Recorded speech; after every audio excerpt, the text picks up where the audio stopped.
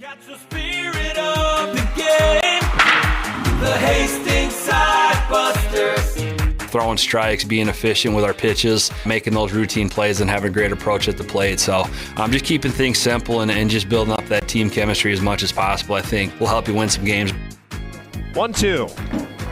Swing and a miss as the Sodbusters strand the bases loaded to keep this a tie game.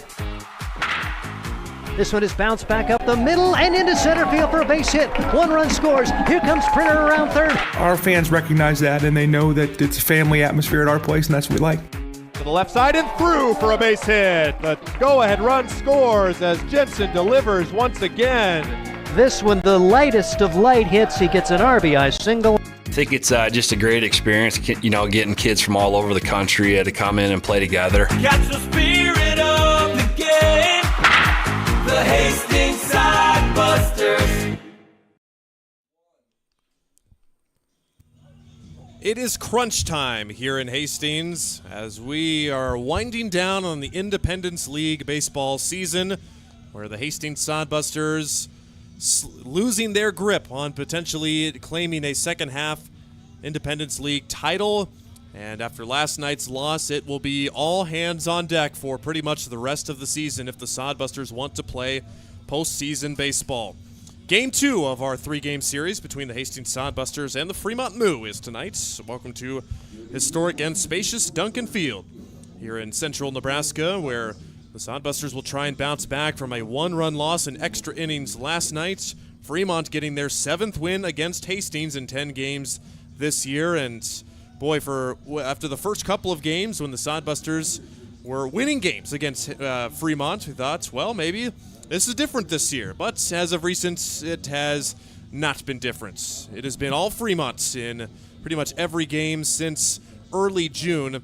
And the Sodbusters will look to right ship tonight because they are now 4 games behind Fremont in the Independence League standings with just over 10 games, just barely over 10 games left to go. And the Sodbusters can't win again this series. Things are looking very, very grim.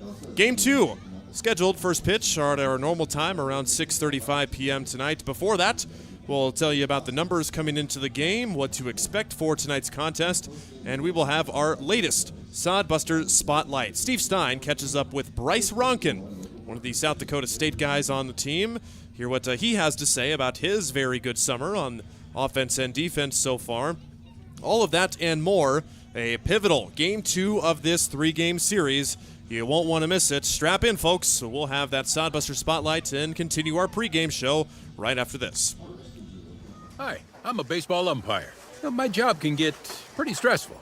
I have to keep my eyes open at all times, and if I don't make the right call, people boo me. So to relax, I visit a Nebraska lottery retailer like this one and buy some scratch tickets. It always calms me down. Hey, you cut in line. I did not. All right, you're out of here. Hey, he didn't cut. All right, you're out of here. I feel better already. The Nebraska Lottery. Top prize odds vary by game. Dog Roll Patrol provides reliable and professional pet waste management services in the Hastings area. Hire Dog Roll Patrol today and spend more time enjoying your furry friends and less time cleaning up after them. Depending on your location and number of pets, Dog Roll Patrol will work with you to come up with a schedule that best fits your situation. Dog Roll Patrol takes great pride in their work. Family owned and operated out of Hastings. Get a free quote and details on the services at dogrollpatrol.com. We feature Sodbuster Baseball, a Sodbuster Spotlight with Bryce Ronan. He's a South Dakota State guy who's been a really key member of this Hastings Sodbuster team. Talk about your early part of the summer. We didn't get a chance to see you until the 1st of July. What did you do early in the summer? Did you take a little time off or do something else? End of the season for our spring season, I injured my hammy. Okay. So just kind of taking some time off, kind of letting it heal, because hammy's all you can do is really just let it rest. Did some PT for it, so just kind of rehabbing at the beginning of the summer. What did you hear about the Hastings Sodbusters coming in? I knew a couple of my teammates were coming here. One of my assistant coaches at South Dakota State, Daniel Higginbotham, he knows Scott. I didn't know much about it. I was just kind of trusting that he was kind of a good guy. But so yeah. Had you talked to Sundquist and Kruger about the experience before you made the trek here? Yeah, most definitely. Yeah, and they had nothing but great things to say about the guys. The community around this team is. Yeah, so I was pretty excited to come in. Talking with Bryce Ronan, South Dakota State. Take us through your spring. I mean, you had the hamstring injury. Did you get a chance to play quite a bit in the spring for the Jackrabbits? Yep. So I think I started probably 75-80% of the games. Yeah, towards the end I had hamstring injury, but before that I was hitting pretty well, feeling good about myself. Just was playing free, so it was kind of unfortunate that I had to have that injury because I was starting to get hot at that point. But it was a good season for me. As a true freshman, I was really proud of myself for all the hard work I put in. It kind of came to fruition. So.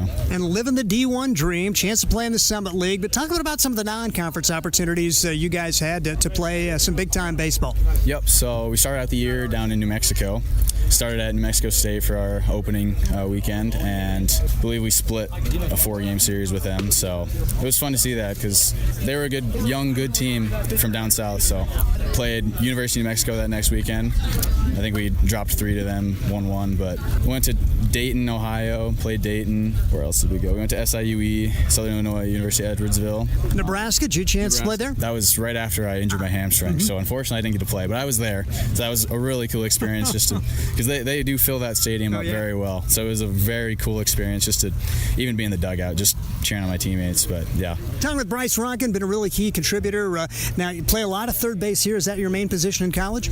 Yep, that's mainly where I played. Had some struggles. I don't know, some throwing struggles.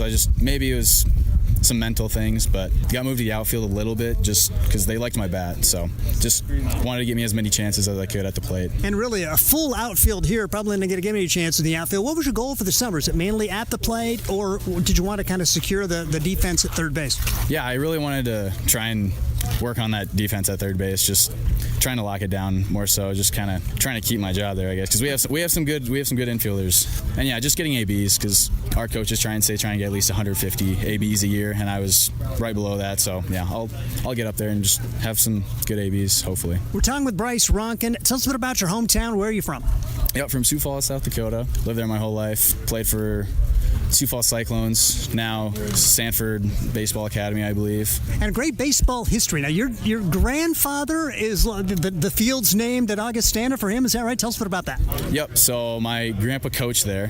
He was head coach there in late 70s, early 80s, I believe. So they donated some money to get a better field when I don't think they even had a field at that point. So they donated a good amount of money just to get a field for them. And yeah, so his name's been up there ever since. And now with the new turf field, it's still up there. So it's really cool to see. And then I think my uncle also played there. But. Was it always going to be baseball in college? Yeah, for sure. Yeah, coming from a baseball family, my grandpa would always throw me baseballs out in the front yard, just wiffle balls. And he said, well, I could sit out there for hours and just swing the bat. So yeah, it was pretty much baseball all the way through. I played basketball in high school for 1 year, but yeah, pretty much all baseball all the time. Talking with Bryce Ronan, and Scott Galush has been hanging around wanting to say something. What do you got? Well, he's humble. He's a great kid. And when I talked to Danny, I just wanted you to know that Danny thinks that he has a chance to be the best hitter they've ever had. Wow. So they think a lot of Mr. Ronkin, and we've got to get him fixed a little bit between the ears. His first throw for us bounced down the line here. Since then, he's been pretty darn good. And so he can play outfield, he can play third base, but he's a special kid, and we're lucky to have him. But they really think a lot of him there, and we think he's going to be a kid that might get drafted someday if he keeps working hard. So he's a special player, and I just wanted to let you know that, it's not small talk that they believe he could be the best hitter they've ever had. They've had some good ones, too. So we're lucky to have him, and glad he's here. And that is Scott Galush talking about Bryce Ronan. Academically, how's it going at school? Great. Originally was thinking maybe pre-physical therapy or something like that, but now I'm just doing business, so business economics. I was doing fine in my science classes because it's a lot of science classes for pre-physical therapy, or if I wanted to do athletic training or something like that. I just felt like business was a more broad option, just a lot more choices. And plus, maybe not quite as aggressive when you're playing 60 games and then you're playing fall ball. It's tough to do school and be a D1 baseball player. I'd be lying if that didn't play a part of my decision a little bit too, but it's definitely hard just being on the road those first 2 months, honestly, just having to try and find good conditions to play in the spring, early spring. Bryce Ronan, South Dakota State. I'm Steve Stein with another Sodbuster Spotlight. There's nothing like relaxing on a summer day. Nothing like taking in a Hastings Sodbuster baseball game. And there's nothing like an ice-cold Pepsi to make the day perfect. Pepsi Cola of Hastings wants to make your nothing like be the best day it can be, whatever the occasion. Enjoy your favorite refreshing Pepsi product throughout the Sodbuster season and make your nothing like memories. Pepsi Cola of Hastings, a proud sponsor of Hastings Sodbuster Baseball. Hastings Sodbusters baseball's in full swing, bringing you another fun-filled summer of high-level collegiate woodbat baseball at historic Duncan Field. A great way to spend a summer evening with your families at a Sodbusters baseball game. Go online to HastingsSodbusters.com for their home game schedule or to purchase tickets. Hastings Sodbusters baseball. It's a hit. Got the spirit of the game. The Hastings Sodbusters.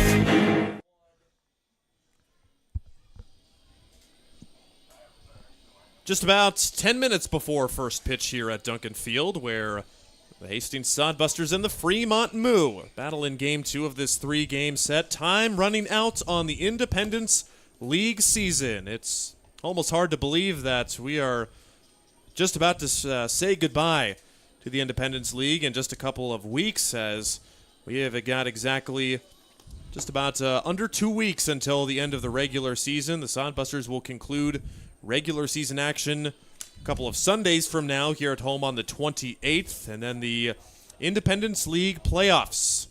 Well, it's more of a championship series since it's just the 2 teams in that. So that starts on July 30th, so 2 weeks from yesterday.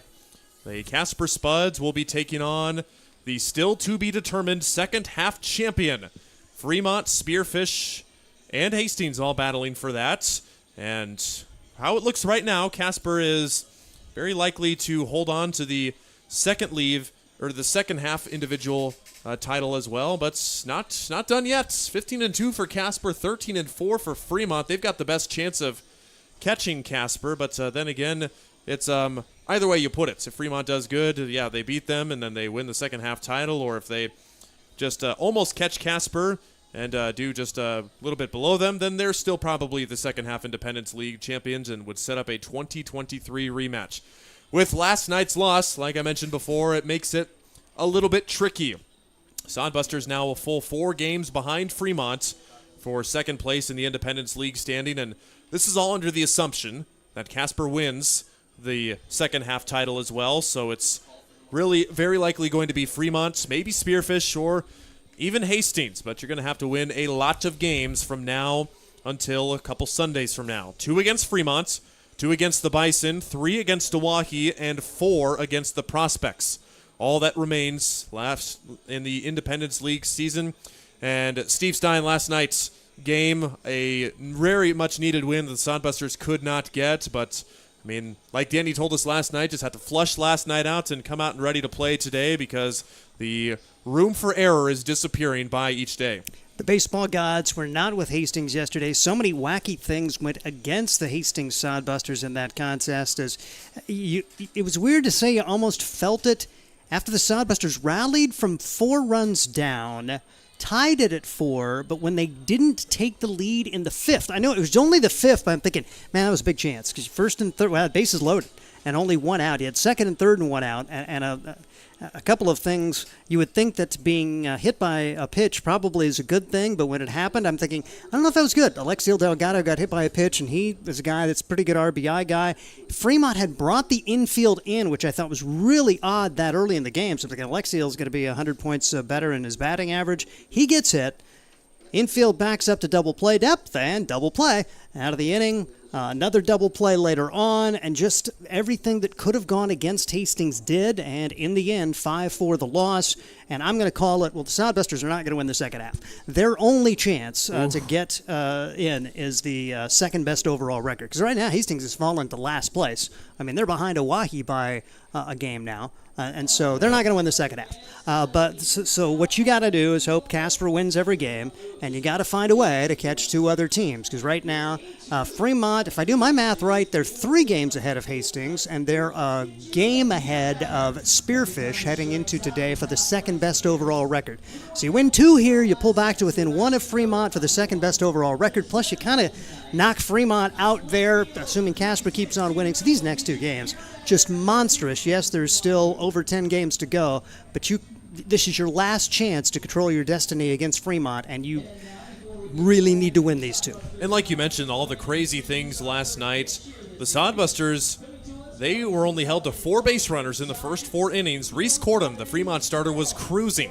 He seemed to have no problem until the 5th inning started, where he did allow a few base runners, did allow a couple of runs, and after just his 7th batter of the inning, the Fremont manager, Connor McGonigal, decided to pull him, which was a surprising move to us, and we even saw Cordham on the mound, was shocked that he was being taken out, but then they brought in their reliever, who ended up getting out of the inning. That was the inning that Steve told you about, the hit by pitch. You really would have loved to see Delgado been able to swing the bat, but then his Delgado counterpart, Jared Delgado, making his Sodbuster debut, grounded into a very unusual double play, the 5-2-3 double play that really popped the balloon of Hastings, and that was going to be the last run of the game that they were able to get. So unfortunate happenings, but like we said, nothing you can do but swallow that and hopefully bounce back tonight. Let's take you now through our starting lineups before tonight's contest. These starting lineups are brought to you by Quality First, and we first introduce the Fremont starting 9, or as they like to call it, the Bovine 9. They will go with Josh Blunt to lead off and play right field. Before I get too far into a very different lineup from yesterday, a lot of new guys we didn't see yesterday. Blunt, one of them. Carson Burnett, another one, batting second, playing third base. Cooper Fucino, their juggernaut on offense, got the day off yesterday, but he bats third and catches. Carter Sintek back in the lineup, will bat in the cleanup spot and do the designated hitting. Caden Anderson will also be back in the lineup, batting in the 5 spot, playing shortstop. Isaac Bonner bats 6th and plays second base. Dean Reynolds plays left field and bats 7th. Dylan Brandenburg bats 8th and plays third base. And Trey Brooks rounds out the order at the 9 spot and plays center field. Caden Van Hill will get the start on the mound for the Fremont Moo. Blunt, Burnett, Fucino, Sintek, Anderson, Bonner, Reynolds, Brandenburg, and Brooks. Now the starting lineups for the Hastings Sodbusters. Leading off and playing center field, Taylor Gill. Batting second, playing shortstop, Josh Prinner. Batting third, doing the designated hitting, Bryce Ronkin. Batting fourth, playing right field, Sawyer Duddleston. Batting fifth and playing first base, Ryan Jarvis. Batting sixth, making his return back to Duncan Field in a long while, Fred Bond will do the catching, batting in the 6th spot. Jared Delgado will make his second consecutive start in as many days in the third base position at the 7th spot in the batting order. Luke Ray bats 8th and plays second base, and Kyle Hildbrand rounds out the order in the 9th spot and plays left field. First pitch has been thrown. Sodbusters and the Moo take the field, and we are just about set to go for our first pitch here at Duncan Field, and we expect a good contest tonight. Sodbusters have one of their guys going on the mound, and for Fremont, one of their guys, he's been a little bit struggling and has an interesting story behind him as well. So we will introduce that to you in just a few moments. And Fremont, you have no trouble seeing them on the field tonight in their bright orange jerseys, Sodbusters in their green uniforms. And ahead of tonight's contest, we will take you down to the field for the singing of our national anthem.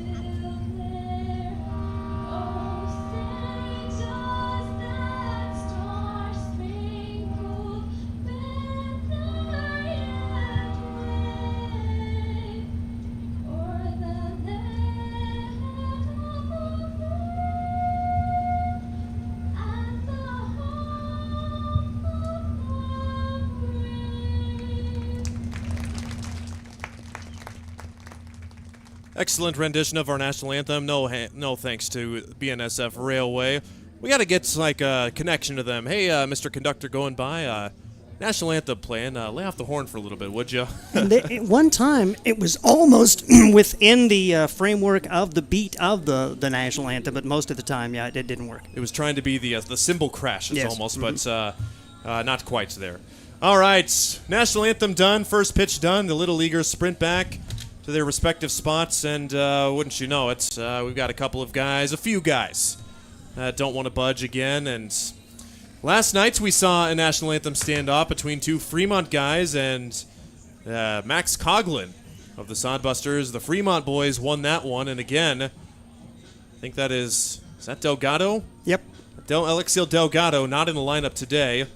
He is going to be seeing if he can get the national anthem title back. Fremont won it yesterday, but while those boys stand up, let's introduce our starting pitcher tonight, Conlon Grady.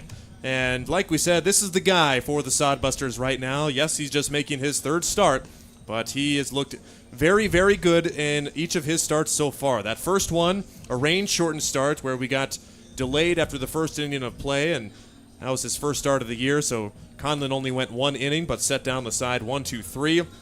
And then Casper, the July 11th game, where the Sodbusters won against the Casper Spuds. He started that game, 5 innings, got the win, 5 hits, 1 run, 1 walk, and 8 strikeouts. Grady, a very good left-hand arm. We're going to look for another good start from him tonight. Very good to see him out there, and a critical start, kind of like his last one. Thinking, okay, the Sodbusters were going against a Casper team which had just dominated them the day before, and it was not looking good. And this is your stopper, if you will. Need somebody to come out and stop a streak. Hopefully this is the guy to get it done today for the Hastings Sodbusters. They need a quality start. They need to get it done, and we'll find out how it goes, as it should be a very good pitching matchup. We expect another one where runs come at a premium, don't make mistakes, and it should be a lot of fun for this baseball matchup today. Okay, so you see Landon Mueller for Fremont on the first base line. He's claiming that there's somebody out in the Sodbuster bullpen that's on the foul line, but home plate umpire Bill Biven is shooing Landon Mueller away. That's probably Wabick down there. It is Wabick. Wobbs, he's the guy that's been the guy that's done a lot of the standoffs this year, but I mean, the Canadians standing up for the national anthem. Hallelujah. Oh, Canada. I got to say, I love the United States, but Canada has a better national anthem. Oh, Canada is awesome. That is an awesome song. It is kind of good. All right. And, I mean, Wabick, a true American at heart, because in our Sodbuster Spotlight, he told us he couldn't believe that Americans have to pay for health care. I'm like, get this man running for Senate here. He's got some good ideas. All right, first pitch underway, 6:37 p.m., a couple of minutes or two delayed, maybe part due to the national anthem standoff. Josh Blunt swings and misses at pitch number 2, 1 ball and 1 strike. Blunt got yesterday off, but will make the start against Hastings today. And Conlon Grady, we raved about his success, but only a small sample size so far. We'll see if he can continue on that horse in a must-win game for the Sodbusters. Breaking ball finds the outside edge. Generous call on the outside edge by home plate umpire Bill Biven. Daniel Roth, last night's home plate umpire, is working the field today. Fremont in their bright neon orange uniforms, and it is tough to miss them on the field. Strike 3 called, fastball, paint job on the outside corner. Josh Blunt strikes out looking. Excellent start for Conlon Grady to set the tone early. Fremont uniform sponsored by the Nebraska Department of Transportation's do take time in work zones. Practice safety first. Sounds like you've done a PSA for them or two, maybe. Had like so many people going over 100 miles an hour, and a guy was going 135 miles an hour in a work zone. So this just reminds you to, be safe when you're driving, all right? I did report on that the other day. Cracking the first pitch to deep left center field is Carson Burnett. Hiltbrand got twisted around and cannot make the catch. And Burnett's into second base. He'll stop there. A first pitch double for the Moo first baseman, and Fremont's using the extra base hit card a lot this series so far. Burnett just 1 for 8 against Hastings before that hit, but the 3 triples yesterday, including a guy who's not in the lineup, Jack Terosian, had 2 of his 3 triples for the season against the Sodbusters yesterday. 3 triples and a double, 4 hits going for extra bases for Fremont. last night. Cooper Fuccino. Like I mentioned, he's been one of their best hitters on the team, if not the best. If you look at the stats number-wise, 331 average. That one gets away from Fred Bond back to the screen. A wild pitch puts the potential game's first run in that third base with only one out here in the first inning. And Fremont has been really good at getting runs home with less than 2 outs. And when you're a team that's not hitting it very well, Fremont 246 this season, situational hitting, and this is why they have been really good in the second half, finding ways to get guys home. We'll see if the Sodbusters can cut off that run. With 1 out still possible, Fuccino takes a big swing and a miss. Definitely a power guy for this Casper team, but that has been the other thing that he has struggled with too, is the strikeout ball. So if you can get him to swing and miss, you like your opportunity there on offense, or on defense rather, if you're Sodbuster pitchers. Grady goes with something soft away, but does not get the call. It's 2 balls and 1 strike to Cooper Fuccino. Specifically for him on the year, tied for the team lead with 29 punch-outs, but he leads just about every other offensive category, so feast or famine guy at the plate. Breaking ball taken down low, and Grady's fallen behind 3-1. Yes, you've got a couple bases open, but the Sodbuster walk bug, once it starts, it seems tough to stop in games that they have walked batters. 3-1. Strike, late call there. Held my breath there. That one looked to be right down the middle. Fuccino maybe thought it was high, and according to our flight scope, might have gotten a break there. So Grady gets the call on the upper edge. It's now a full count pitch. The lefty southpaw from the wind with the full count. Fouled out of play. Fuccino stays alive, 3-2. Leadoff strikeout, followed by a double and a wild pitch, has Carson Burnett at third base. Fremont raising their batting average by 1 point last night, a 246 average coming into tonight's contest. That's not close, high and away for ball 4. And Fuccino works his 15th walk of the season. Guy who's walked more than the average, and that's why he's got that good on-base percentage and average. He gets on base when he doesn't strike out. Going to be tough to double this next guy up. He runs pretty well, but Carter Sintek, he'll hit it hard, so Sodbusters see if they can catch a break and get an atom ball at the shortstop or the second baseman. Sintek, a Fremont native, South Dakota State guy. Takes one at the bottom of the zone for strike 1 and puts his left hand up in disagreement with the call. No balls and 1 strike. First and third, 1 out. Fremont threatening early here in the first inning. Fremont with their 4 extra base hits last night. And that one is trouble into center field. Taylor Gill going back. He will make it the catch, but it will score the run. Tagging from third and scoring is Carson Burnett, and Fremont, for the second straight night, jumps on top in the early going. 1-0, Moo. Good job as Sintek doing what he could, finds one to drive, and well played by the Hastings center fielder Taylor Gill. Going to be tough to get one out today with the wind blowing straight in from center on another gorgeous baseball evening here at Duncan Field. Now the Sodbuster pitcher, Conlon Grady, in his first real full start, only allowed 1 run over 5 innings. He's now allowed 1 run here in this first inning. 80 degrees at the ballpark tonight. Wind about 7 miles an hour, and man, I'm so glad that we did not have a weekend series here last weekend at Duncan. We would have, and the players probably more, would have burned up here. They did have some hot weather in Casper, but was a pretty hot weekend here as well as Casper, but it's been very mild here. And I say mild because it's the middle of July when it's supposed to be probably 105 degrees right now normally. 1-1 pitch to Caden Anderson, making his second start against the Sodbusters. That one just foul on the left field side. It's 1 ball and 2 strikes to Caden Anderson. Got his first playing time last night against the Sodbusters, a high school graduate who just comes right out of high school and going to get some playing time here at the college level in the last couple weeks of the season. He went 1 for 5 and singled home a run with that hit last night. 1-2 pitch, Grady and out away, but misses down low, ball 1. Fremont 325 hits in their 41 contests, 214 runs. For their offense, 195 runs given up by their defense. They have been red hot. 2-2. Wrong batter's box, and it's now full. That'll give the runner Fucino at first a head start. Sodbusters struck first early and often here at Duncan Field in the early part of the season. That magic has seemed to dwindle away as of late. Full count pitch, ball 4, another walk, second of the inning for Conlon Grady. It's first and second with 2 outs. Trying to find a way to survive this first with just the 1 run allowed. Not sharp for Grady, really hoping for better, but still a chance to get it turned around. And this turns out to be a pretty big batter here early for a Sodbuster offense, which had only 7 hits and 4 runs yesterday.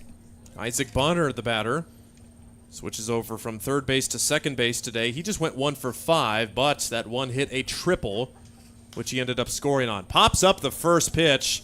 On the infield, Jared Delgado in foul territory makes the grab for out number 3. Bonner tried to pick on the first pitch. He's out, and Fremont will settle for the 1 run. Sodbusters in a hole early, but very manageable to dig themselves out of. 1 run on 1 hit, and a couple left for Fremont. We go to the bottom of the first with the Busters coming up. Let's face it, we move our bodies around a lot. And sometimes things happen. A tweak, twist, pull, strain, ache, or pain.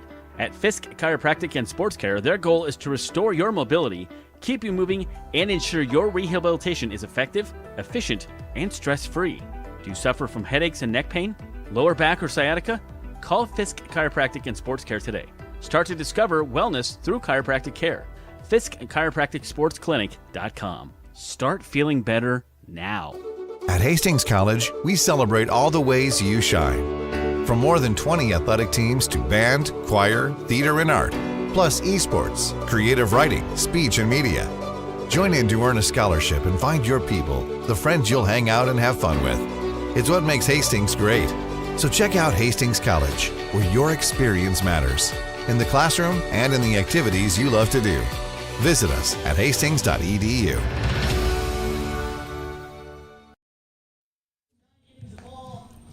Bottom of the first inning, you're listening and watching Sodbuster Baseball. Thank you for tuning in on this Wednesday evening. I'm Ryan Valenta. Got my main guy, Steve Stein, with me here tonight for our second game. Appreciate it, Steve. And, okay, Mason, hi. Mason, our producer over there, make sure he's getting included on the mix. Guy that does all the camera work, the scoreboard, and commercials and stuff. So, obviously a crucial part to us as well. Just giving you a hard time, Mason. We go to the bottom of the first inning with the Sodbusters down 1-0, and they will go against Caden Van Hill. And interesting story for him. Van Hill's making his first appearance since June 20th when he last pitched against the Sodbusters.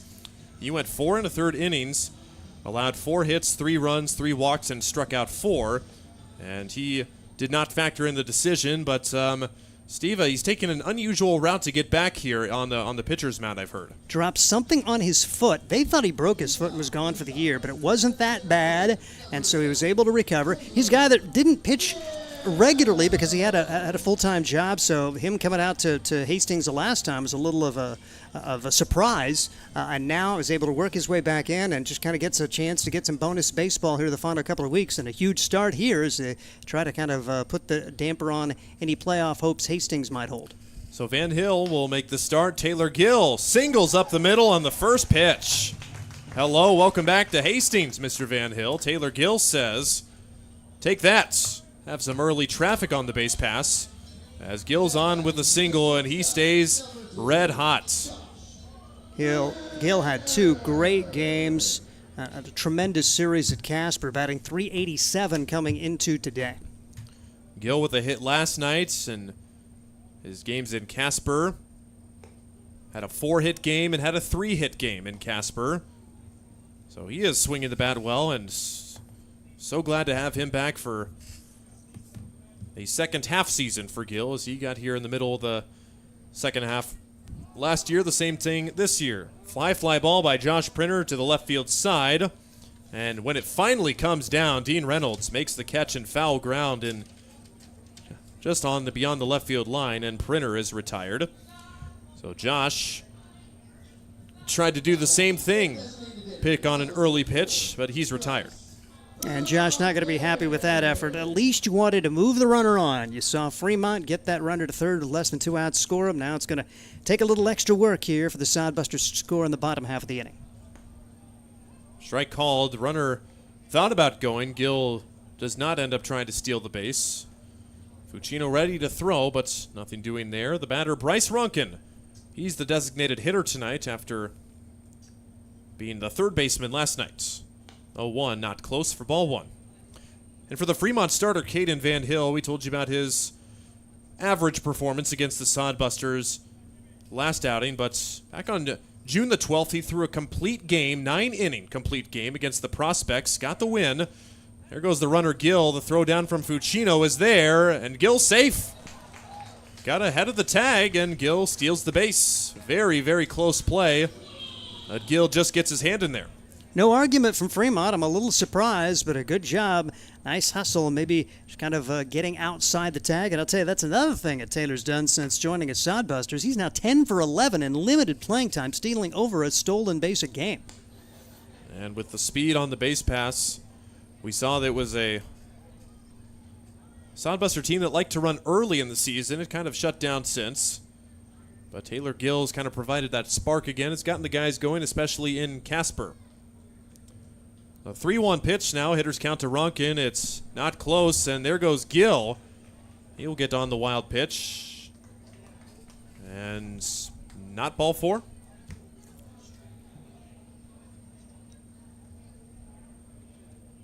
I guess not ball four. Scoreboard shows 3-1. And home plate umpire flashes up 3-2, so scoreboard over there. Now it's a full count pitch with 3 balls, and Ronkin fouls it away. Gill trying to scamper home and get home the game's tying run for Hastings. Again, by the number, Sodbusters 3-7 against Fremont this year. They played a tough opening day game, and there is ball four this time for sure. Ronkin works the walk. It's first and third with only 1 out. Great chance here. You saw Fremont score in a situation at the top of the inning, and you've got an RBI guy up there who knows how to get it done. We'll see if Sawyer Duddleston, playing his second to last game, can find a way to get one home here and get it tied for the Hastings Sodbusters. Fremont won that opening day game. The Sodbusters swept a kind of disconnected 3-game series. It was a Saturday doubleheader and a Monday game. But since then, the Sodbusters winless. Fremont has won the last 6 contests in a row. Next batter, Sawyer Duddleston, Mr. Ball Magnet, up at the plates. Almost feel like he's got... Ask and ye shall receive. Sawyer Duddleston, another hit by pitch, 20 on the season for the Arkansas Tech Wonder Boy. Just making it a mockery of who's going to be hit by a pitch the most. Nobody else is in double digits. Duddleston gets for the 20th time, and now a huge chance for Ryan Jarvis. Don't try to get too much done. Just a line drive somewhere, a fly ball, get that run home from third. Fundamental baseball. You'd love a gapper and score 3, but for sure get 1 here and see how it all works out. Sodbusters will have to play Duncan Field baseball. Just don't want to do too much. Like you said, Steve, just get a run home and make this a competitive game. So the last thing you need is to try and swing for the fences and have something catastrophic happen. The batter trying to get the job done is Ryan Jarvis, and he has enjoyed playing at home here at Duncan Field. Jarvis coming into tonight's contest, .270 average. 33 hits on the season for him. 7 extra base hits for Mr. Saginaw Valley State. Strike 1. On the upper part of the zone, Jarvis with a 1-1 count. That Saginaw Valley State team, like we've told you this season, 41-18 spring, made an NCAA Division II Super Regional. Breaking ball, that one called a ball. It's pretty good from our angle, and Jarvis ahead in the count, 2-1. Walk puts 1 home. And that is all I will say for fear of jinxing something. 2-1 to Jarvis. Way outside, ball 3. No place to put him. Got to throw it across here. Gills at third, Ronkin at second, Duddleston at first. Sodbusters trying to get back that first inning run from Fremont. The tall right-hander delivers. Popped up. Shallow left. Coming in is Reynolds. And he makes the catch. And no chance to advance anyone. And Ryan Jarvis, kind of a lazy fly ball on a 3-1 count. And he'd probably like to have that pitch back. Huge at bat for Ryan Jarvis. It's kind of been feast or famine against Fremont. He had a 3-hit game on June 15th, a 2-hit game on June 20th. Those 5 of the 6 hits he's had is he's hitting only .231 against Fremont this year, and that was a large second out. Fred Bond back in the lineup. And welcome back, Fred. He's had an extended leave of absence, but definitely good to have him back with the Sodbusters so short in the catcher position right now. They had to go and get one of the local Hastings College kids to come catch last night, who has a name, Jared Delgado. He's on deck. But Bond will be a good addition to hopefully give Yamato Sato and whoever else may be doing catching some rest. It's a 1-1 pitch to Fred, who's making his first appearance since June 26. Now 2-1 count as that one just misses from Caden Van Hill. But his last 2 contests he played against Fremont on the 25th and 26th. He recorded a couple of hits in. Those were on the road in Fremont. 2-1, high chopper over to the shortstop. He'll go to the long throw to first. It's in time, and the Sodbusters, with the bases loaded and 1 out, cannot push the run home. 1-0 Fremont after 1 inning of play. Circle that in the scorebooks if the Sodbusters end up in the wrong end of this one, and we'll be back for inning number 2.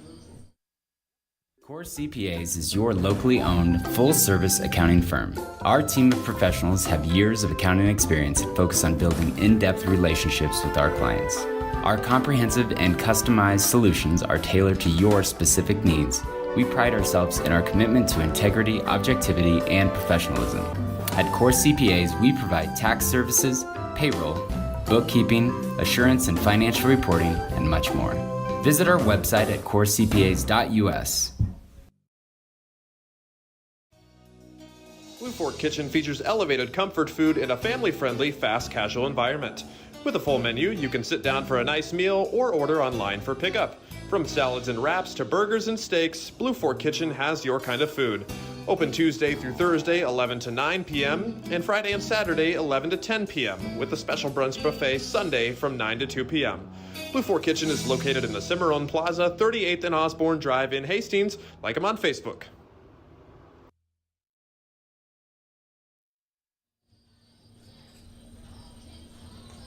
Welcome back to Duncan Field, where we will go to the second inning, the top half of the second inning. Fremont surviving a scare in the first inning, and they are going to have the momentum for the moment. Sodbusters squander a huge opportunity in the first inning. Bases loaded, 1 out, and it almost seems like Duncan Field has been cursing the guys recently. It's just a different kind of team, or not the team necessarily, just different kind of baseball being here, in my humble opinion, for whatever it's worth. Just seems like the magic was just all over the place at the start of the year, and just in the last couple of weeks, ever since Casper came to town, something's felt off.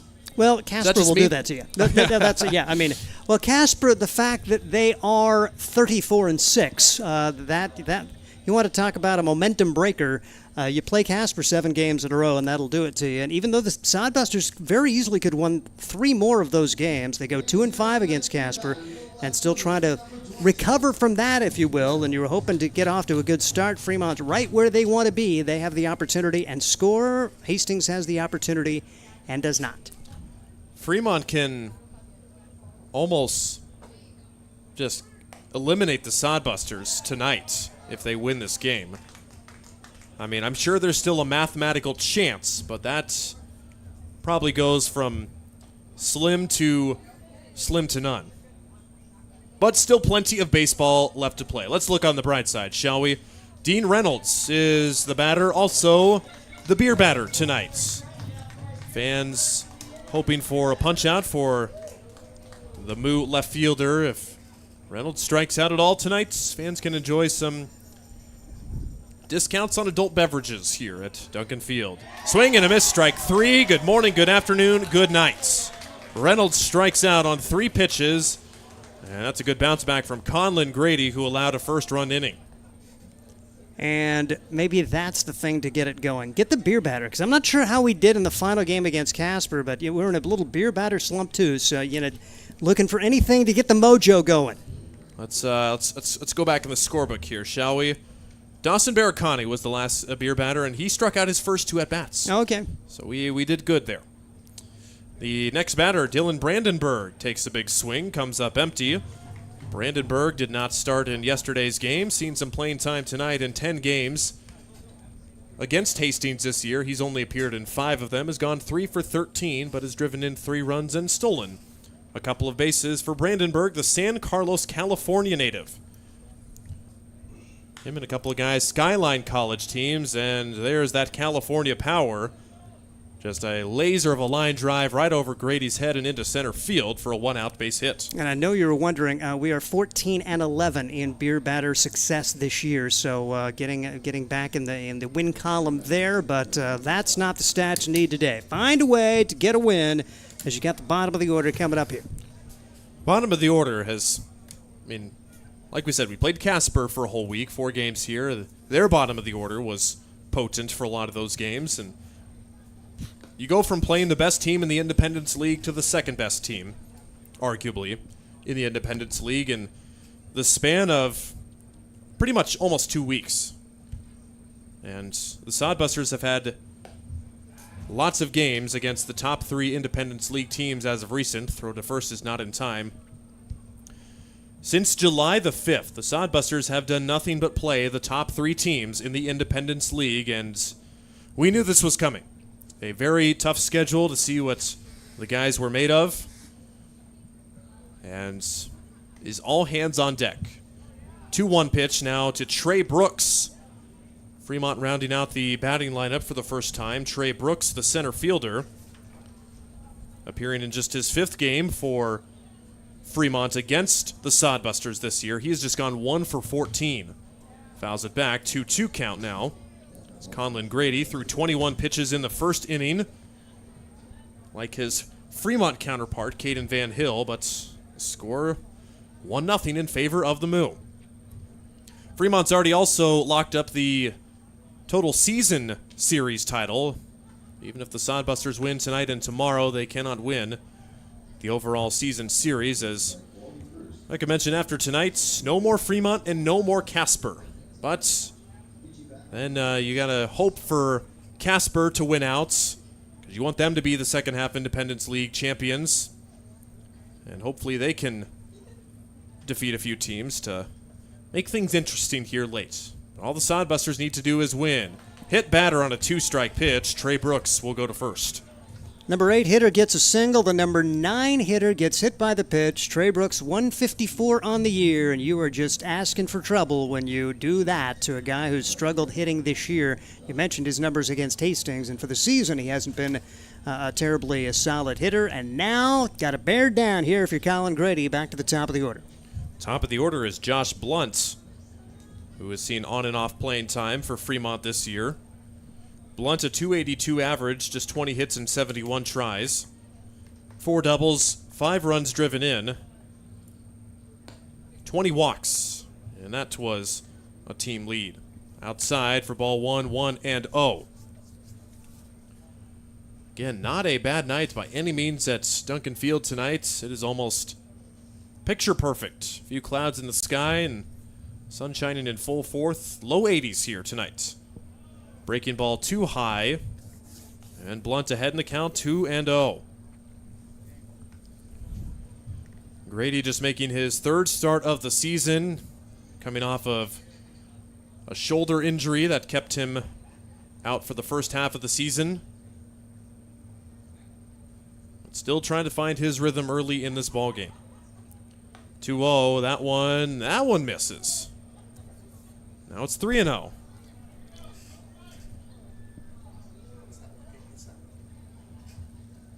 So that's now 3-0 pitch and not looking good. Grady, got to throw a strike here. It's right there, and strike one. And Bill Biven, our home plate umpire tonight. Daniel Roth, the field umpire. Fremont already making their start of the second time through the lineup. Runner breaks for third. It's inside. And I think that might have actually hit him, technically. The home plate umpire raised up the hands as if it was a hit by pitch. Regardless, ball four hit by pitch. It's bases loaded with one out as Josh Blunt reaches. Second free pass for Grady this inning. Maybe it was the worst thing he could have done is strike out the rear batter, because he struck out the first guy he faced in the first, then got into difficulty, struck out the leadoff batter here in the second. Now single, walk, hit batsman, and now Burnett, Fucino, and Sintek trying to bust this baby open. Burnett had that left center field double in the first inning, who came around to score the only run so far. Hey, Sodbusters had bases loaded with one out. They didn't score. Let's give Fremont a taste of their own medicine here. Fly ball in foul territory. Nobody will get there. It's a 1-1 pitch to Carson Burnett. Doubled and scored. Burnett coming into the ball game. .244 an average. Just 1 for 8 coming into the game against Hastings. But his big double has Fremont ahead early. 1-1 from the southpaw. Wave and a miss.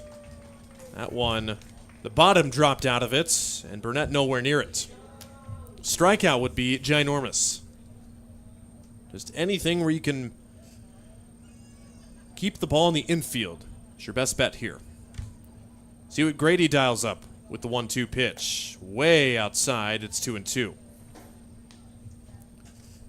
Grady's had a few bad misses tonight, and you can afford to miss around the zone. If you're consistently missing barely around the zone, you're going to get some expansions of the strike zone swings and misses, but not when you miss like that.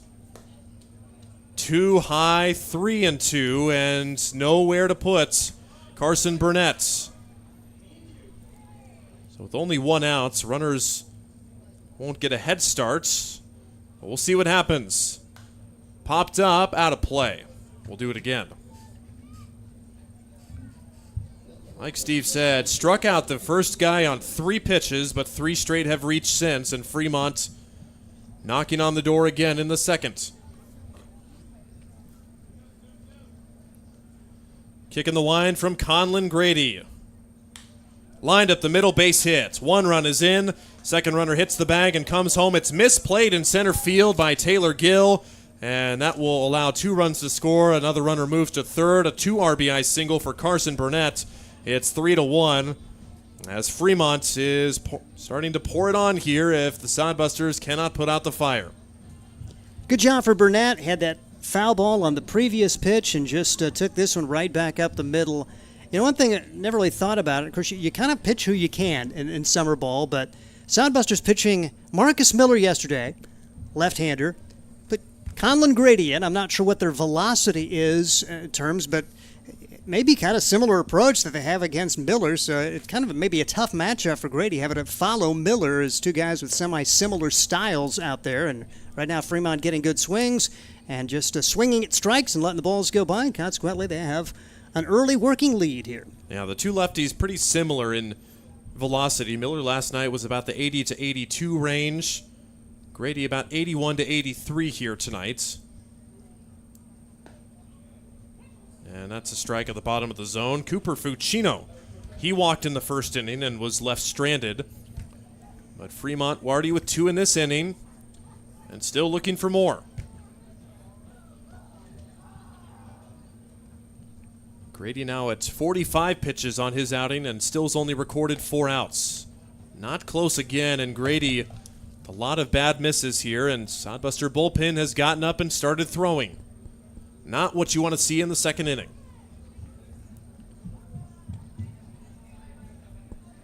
Josh Blunt was hit by a pitch. He stands at third.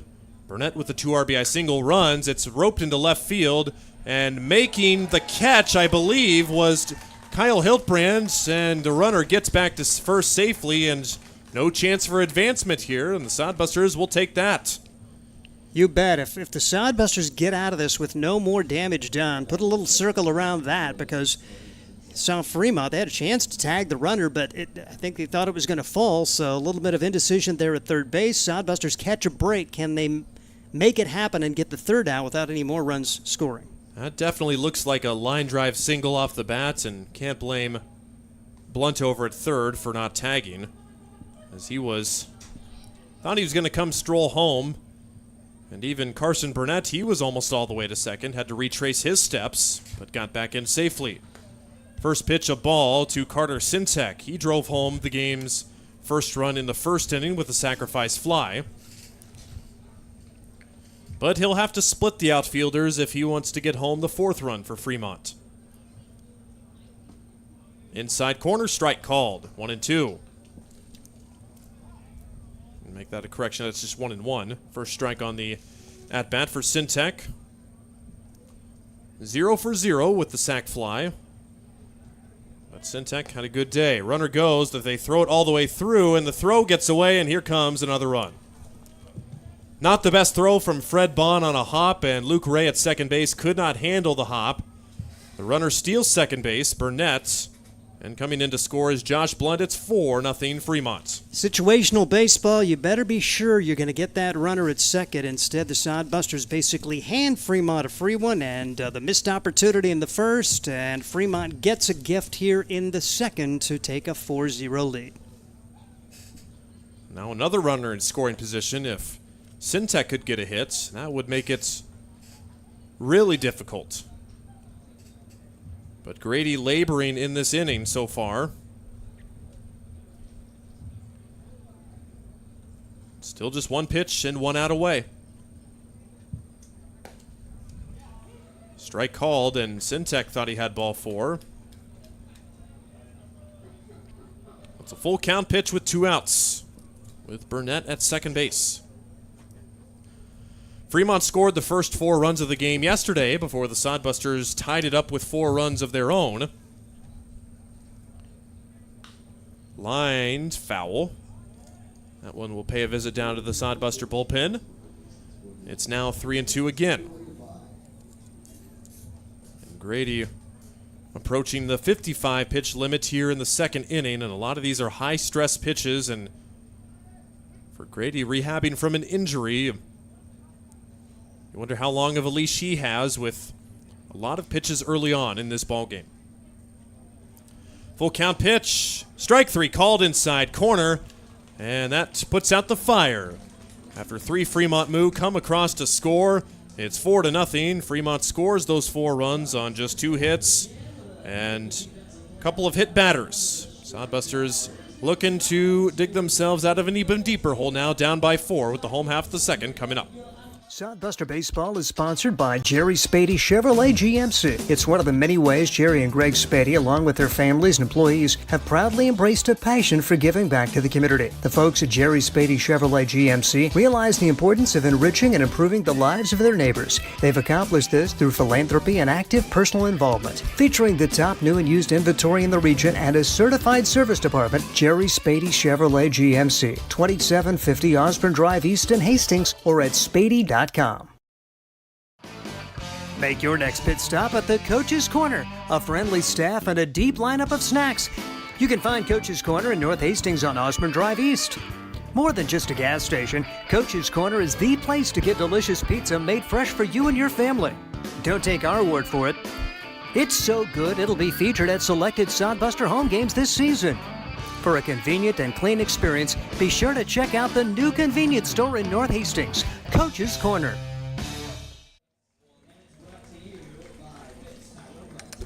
Bottom of the second, Caden Van Hill back out for Fremont here, and he will face the bottom of the Hastings lineup. Had the bases loaded with 1 out, couldn't push it across in the first, and Sodbusters find themselves in a 4-run hole. Jared Delgado, Luke Ray, Kyle Hiltbrand will try and turn the tide here in this inning. Sodbusters and Fremont, not the only game in the Independence League tonight. Spearfish and Oahe They're playing up in Pierre. Delgado fouls it off his foot. And a good call by the home plate umpire to rule that a foul ball for a 0-1 count. Saw that last night. I hate to keep beating a dead horse here, but Drew Vega fouled the ball off his foot last night in fair territory that was called fair, which was a huge momentum change. Jared Delgado finds the outfield gap for a base hit. After an 0-for-5 night in his debut last night, he finds the hits in his first at-bat tonight. Very cool. He's getting an opportunity. Kind of just a two-game player. Don't know if he's going to be back on the team, but at this point it looks like he's just here for two, and so a good start to game number 2 for the Hastings Sodbusters for Jared Delgado. Quickly back to the Independence League games. 6-6 ball game. Milwaukee and Spearfish. That's only in the 3rd inning. Then Casper and the Bison will get started in about 15 minutes. Next batter, Luke Ray, Arkansas Tech Wonder Boy, seeing his first playing time in the series. And Luke will try and get Delgado advanced, if nothing else. He's showing bunts and fouls it off. It's 1-1. Delgado, Hastings College guy, and he hit .277 on the spring. You know he knows how to hit here at Duncan Field, and I wish that hit would have came last night with the game on the line. But we'll take it here. Ray pops it in the air, foul territory, but nobody will catch up to it. It stays in play. It's allowed, strike 1.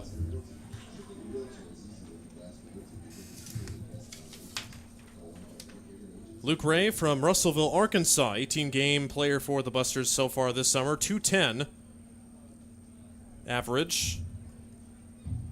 A trio of doubles, 7 runs batted in. One of the guys that has a good eye at the plate, too. 1-2, stays alive, fouls it off. Ray, 10 walks to just 5 strikeouts on the summer season.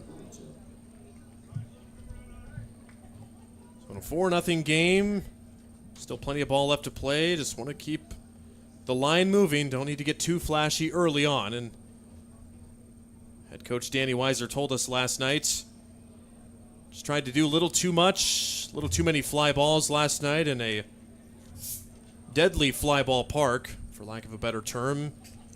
So Sodbusters trying to get back to their roots after playing 3 games on the road over the weekend. 2-2 pitch to Luke Ray, ground ball to the left side, grabbed at third, throw over to second is horrible. It's into center field. Delgado will get all the way to third on the throwing error by the Fremont third baseman. Now he's coming home and he'll make it.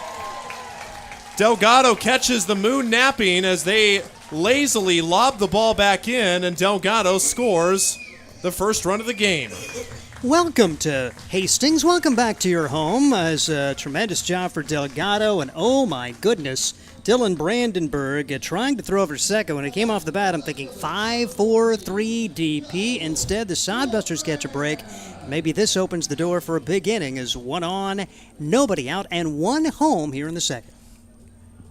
Oh, Delgado scoring all the way from first on a ball that's off the bats, didn't get out of the infield, and it was thrown out of the infield.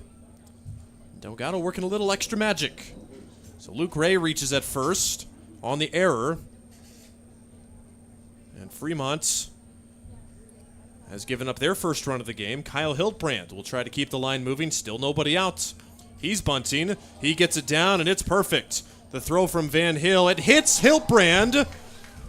And everybody will be safe. Now trying to go to third and making it is Luke Ray.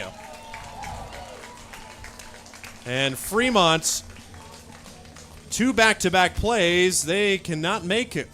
And they throw it away. Still nobody out, first and third. Little snowball fight going on here for the Moo. Moo opening the door. Is good job for Hildbrand just to put it in play. Back to the top of the order, just where you want to be with a hot-hitting Taylor Gill, and Sodbusters looking for a big crooked number and crawl right back in this one. So we'll see how that one's scored, if that's a single or an error. I was just hoping that Hildbrand wasn't running out of the runner's lane up first base. You've see that called from occasion from time to time. You're supposed to be inside or to the right of that white line. Didn't see exactly where Hildbrand was running, but always a hold your breath moment there. First and third, still nobody out. Hiltbrand goes. They throw it through. The throw is there, but Hiltbrand is safe.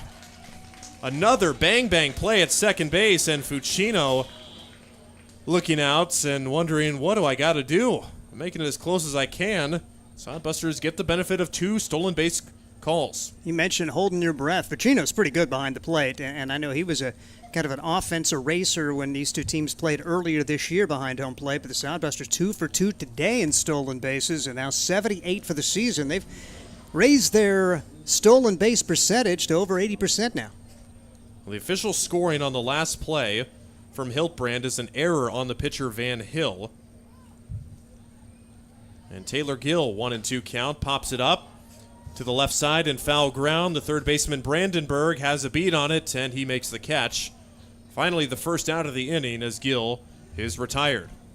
Fundamental baseball, trying to get that runner home with less than 2 outs. Sodbusters unsuccessful on this play. Now Josh Printer, big at bat in this game. You get 1 run back, really need 2 more right here when you had second and third and nobody out. Now there's second and third and 1 out for the Sodbuster leader, Josh Printer. And Josh Printer, if he can connect on one, he's a good line drive hitter. And he takes strike 1. Printer fouled out to left field his first time at bats. And both pitchers seen a little bit of struggles in the second inning.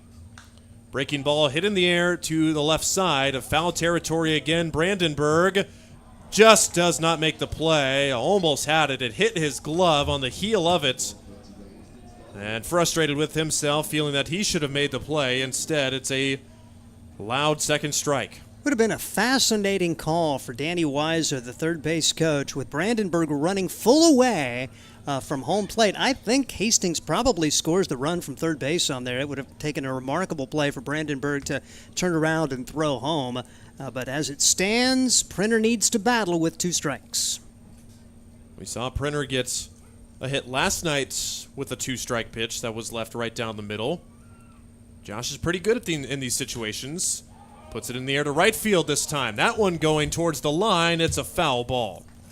That one just slicing a little bit too much. And Printer stays with an 0-2 count. Caden Van Hill approaching 40 pitches on his outing. Again, he hasn't pitched in just about a month. We'll see if that affects him at all for how deep he can go in tonight's ball game. Second and third with 1 out. The runners Luke Ray and Kyle Hiltbrand. 0-2 to Printer, sprays it out of play. And that's another thing he does well is battle. Printer has been susceptible to the strikeouts. But most of the time he doesn't go down without a fight. And that's exactly what he's doing here in this at-bat. 3 consecutive foul balls. Line drive left field, and the left fielder didn't even see it. Ray scores. Hiltbrand held up at third. It's an RBI single for the captain, Josh Printer. And the lead in this inning has been cut in half, 4-2.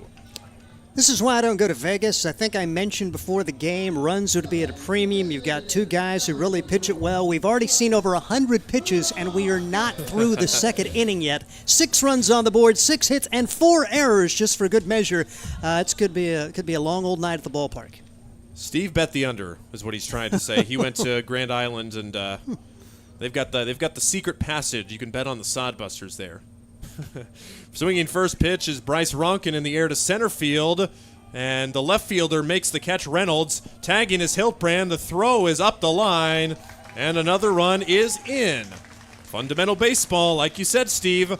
And Bryce Ronan gets home the 3rd run, and the Sodbusters right back in it, even though they're still down by a run. And they get a bonus base there, nowhere close to any kind of cutoff man, and that throw well up the line, that allowing Printer to move on to second base. So any old single to the outfield from one of your top RBI guys, Sawyer Duddleston, the Sodbusters can tie this baby up. Sawyer Duddleston with 21 runs driven in this year, but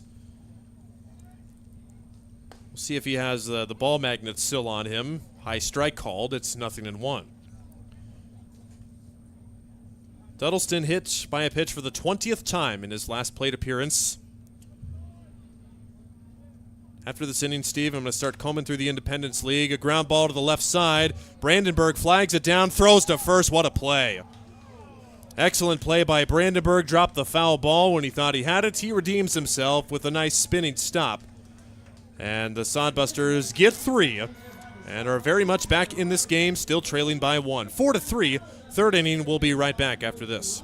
There's nothing like relaxing on a summer day. Nothing like taking in a Hastings Sodbuster baseball game. And there's nothing like an ice-cold Pepsi to make the day perfect. Pepsi Cola of Hastings wants to make your nothing like be the best day it can be, whatever the occasion.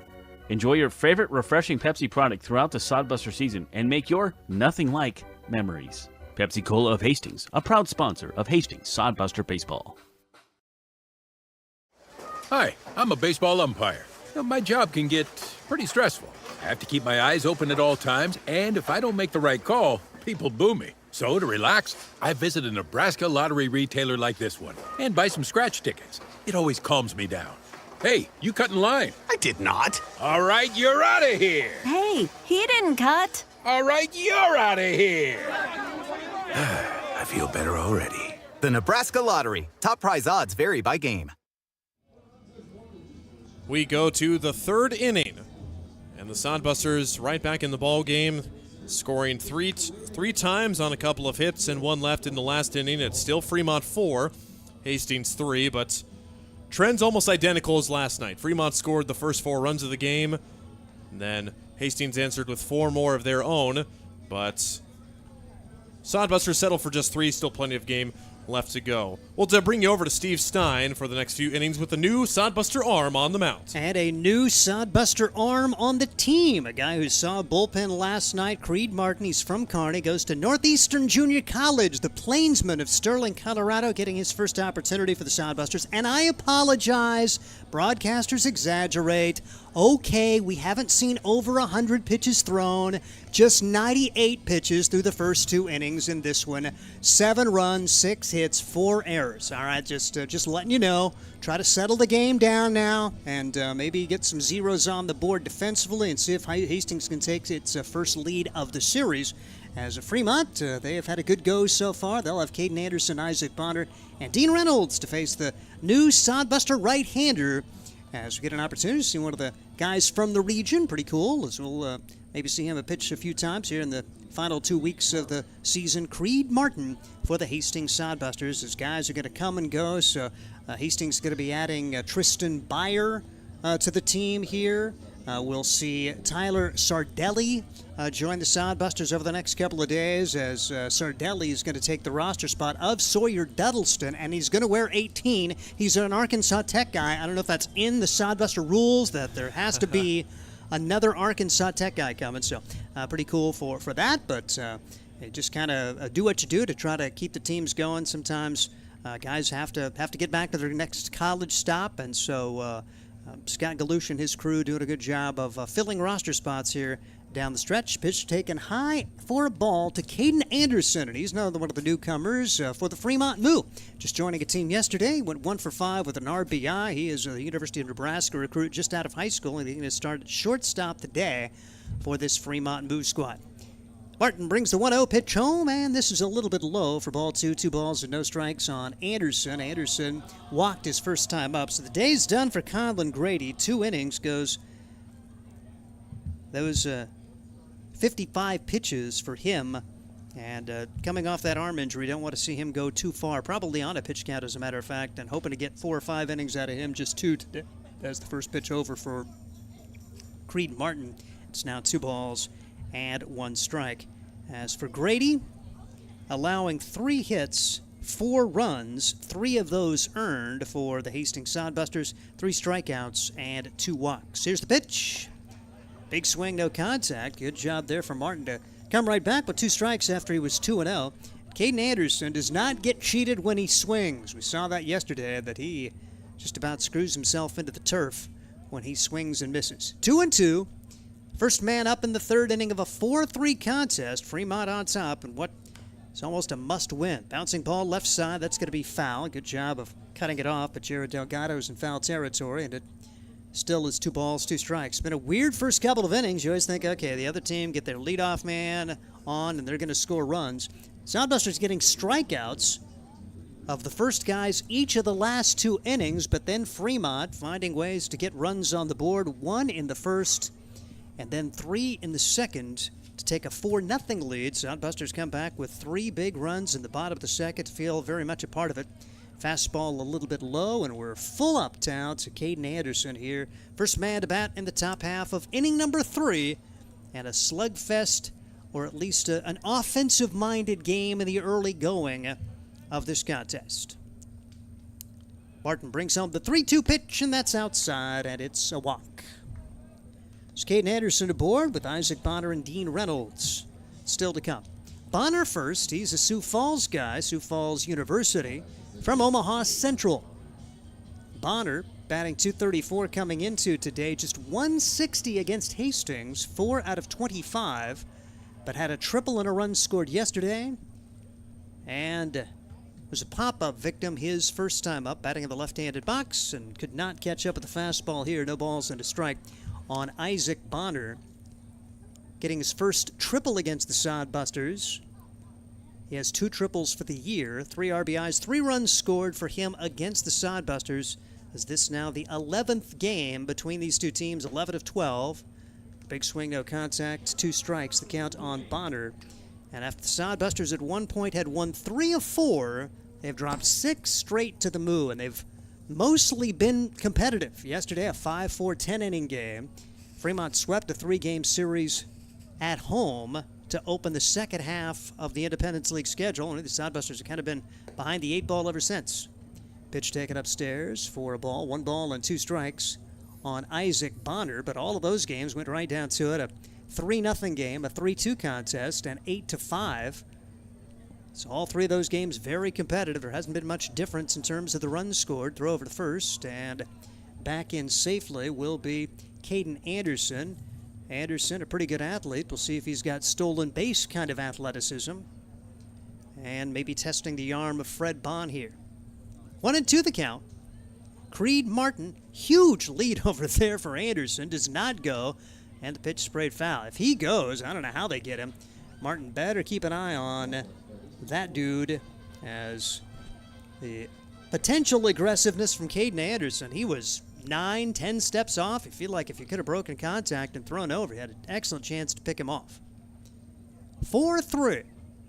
Game that has drug on already, and we're just in the third. Runner goes, pitch swung on and missed, throw down to second, out!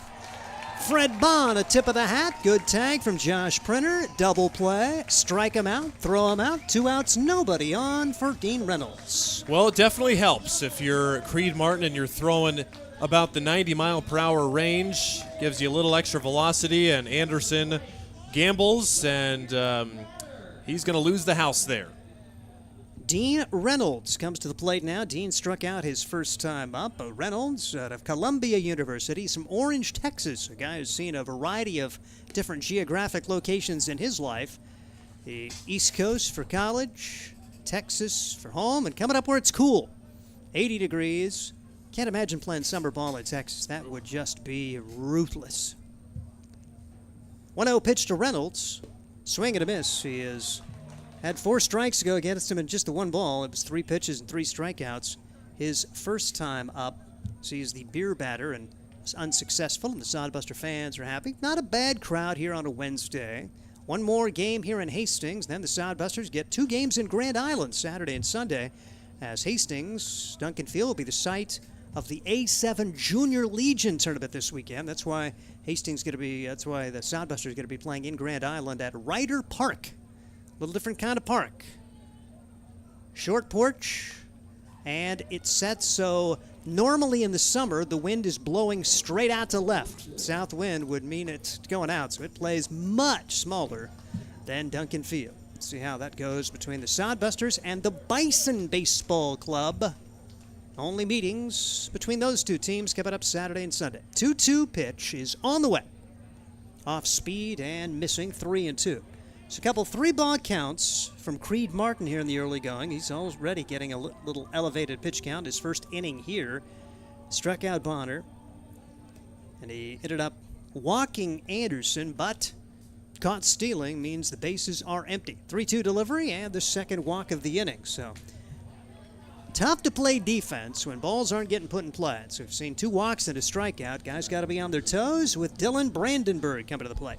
Like I mentioned, the walk bug, once it starts, it is tough to stop. Very infectious. 4th walk already for Sodbuster pitchers and 2 hit batters to go along with it. And we're just in the top of the 3rd. One reason that Fremont has a 4 spot on the board already. This is not a Fremont team that is like previous years when they could swing it really well. Fremont squad, which came in at 246 on the season, but they've been a timely hitting team, particularly against the Sodbusters, but it's not a team that scares you with their power. But if you hand them free bases, you can make average hitting teams pretty good. 1-0 delivery here is on the way. And that misses for, actually called strike at the knees. A little late call there. Brandenburg, 1 for 1 on the day. Dylan out of Skyline College against Hastings, just 231, but raised that average a little bit. Now 4 for 14 with 3 runs batted in and a run scored for Brandenburg. Scored his 2nd run of the season against the Sodbusters back in the 2nd inning. Part of that 3-run frame. 1-1 delivery. Off speed, it bounces away from Bond. A lot of movement from Creed Martin. I think Bond's having a tough time adjusting to it. He's having a hard time catching the pitch with so much movement, which is kind of nice to see in terms of Creed Martin. If he's tough to handle for the pitcher, how hard is that ball to hit? But you got to get it in the zone. So he has fallen behind his 3rd batter of the 4 he's faced. 2-1 the count. Pretty decent lead over at first. Runner goes. Pitch is there for a strike. No throw. Tremendous jump. And Dean Reynolds steals the base on the pitcher there. Didn't really pay him a whole lot of attention. And Dean now in scoring position with 2 outs. Hoping that the Sodbusters can close the door here and not give up a cheap one with 2 outs. Brandenburg trying to continue the inning by getting one to the outfield. Off-speed pitch. Bounce back up the middle. Right to Josh Printer, who was almost holding the guy on second base. Sodbusters catch a big break there. Martin threw it home. Printer had not gotten back to his shortstop position, and it worked perfectly. Sodbusters catch a break as the ball bounces right to Printer, who throws out Brandenburg, and nothing doing for Fremont here in the 3rd. No runs, no hits, a walk, another walk, but only 1 man left after caught stealing, and we head to the bottom half of inning number 3. 4-3 the score. Fremont, this is Sodbuster Baseball.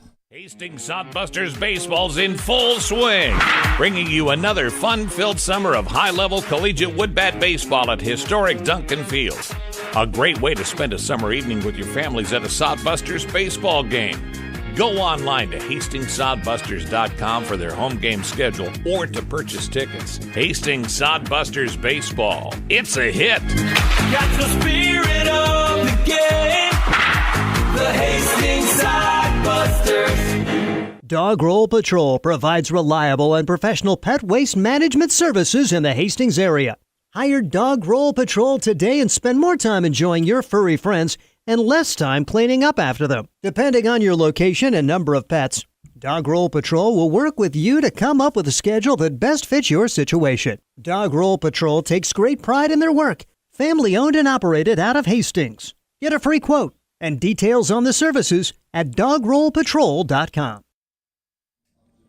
Sodbusters trying to take their first lead of the series. They trailed throughout the game, got it tied up at 4 midway through, but could never take the lead. Suffering an early 4-0 deficit here, but come to bat after putting their first 0 on the board, and Ryan Jarvis, Fred Bond, and Jared Delgado are up there as Jarvis stands in the left-handed box, and his first pitch swinging pops it up. Foul territory, playable. Brandenburg over to make the play.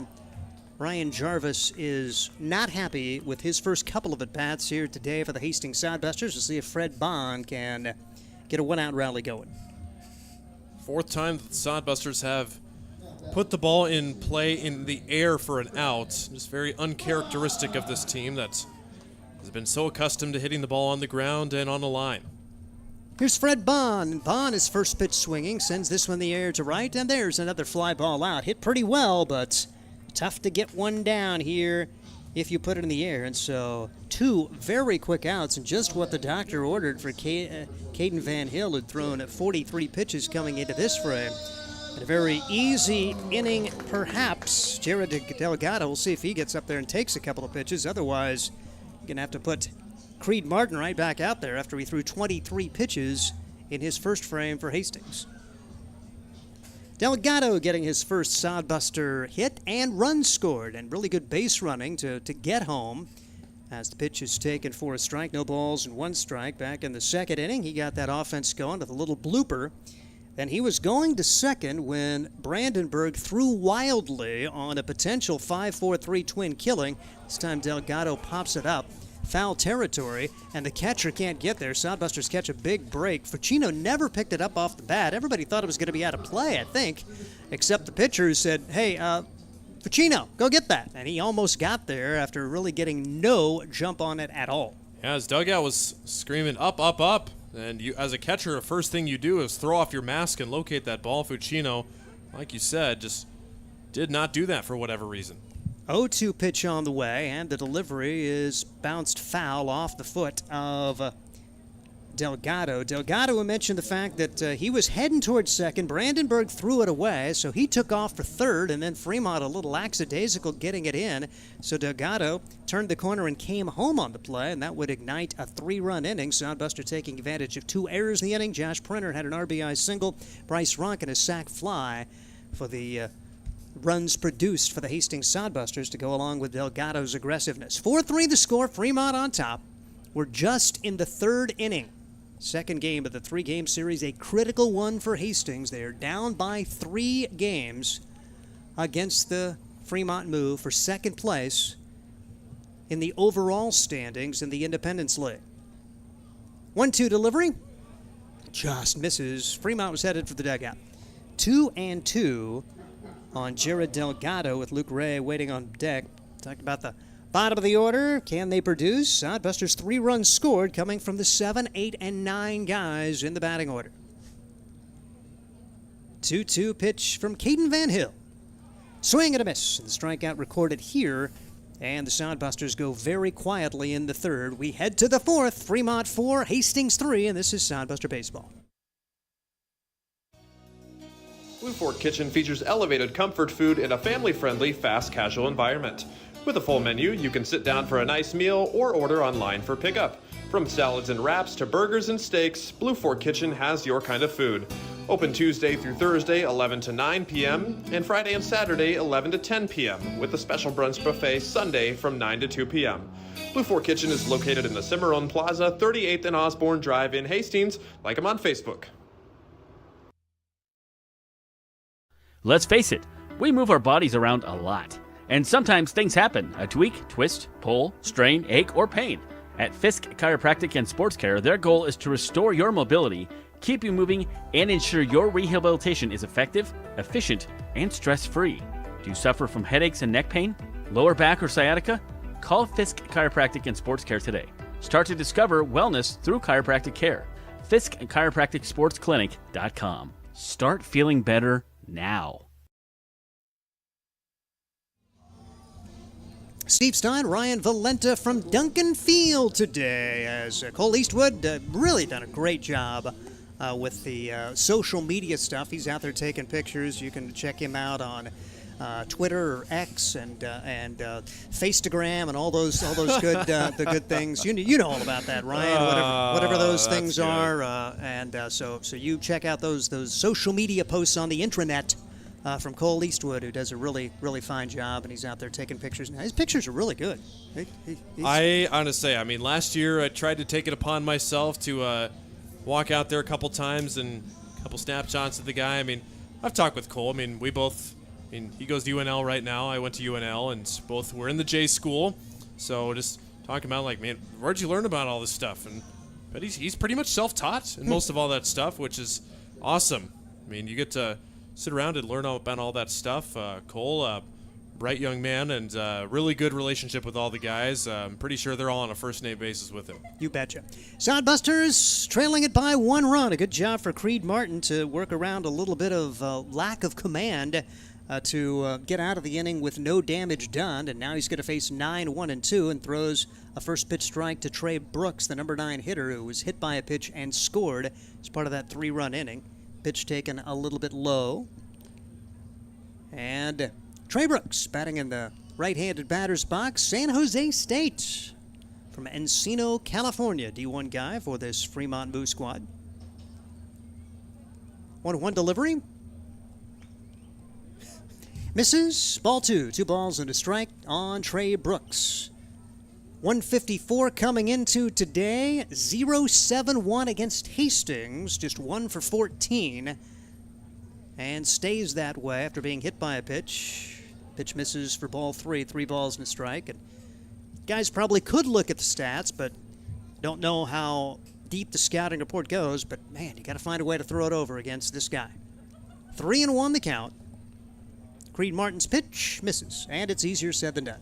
They're trying, but so far Martin, he had that big caught stealing for him, but that's 3 walks in the first 5 guys he has faced today, and the Sodbusters now going to have to battle with the runner at first, nobody out, then the top of the order coming up. Yeah, get the new guy in there, facing some new batters, and I mean, for guys that haven't pitched yet this summer season,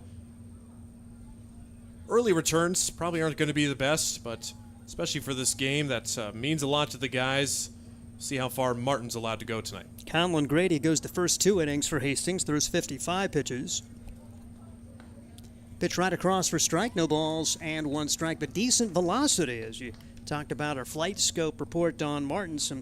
A guy who can throw it a little bit, so that's good to know, and a little bit faster than the starter, the left-hander Conlon Grady, who was hitting low 80s. No balls and a strike, runner at first. Sodbusters down 4-3, and this pitch inside. Good stop there from Fred Bond, and nearly got a piece of Josh Blunt. Blunt against the Hastings Sodbusters, 5 for 15 coming into today. A couple of multi-hit games back on June 17th. Went 2 for 4 with an RBI. The June 25th game, a home victory for Fremont, 2 for 4. And a run scored. Standing in the left-handed box, Fremont on top 4-3. They've not trailed in the series. Took a 4-0 lead yesterday and saw the Hastings Sodbusters rally to tie. Ended up being a 5-4 contest before it was all said and done. Right-hander Creed Martin. Throw over to first. Back in safely is Trey Brooks.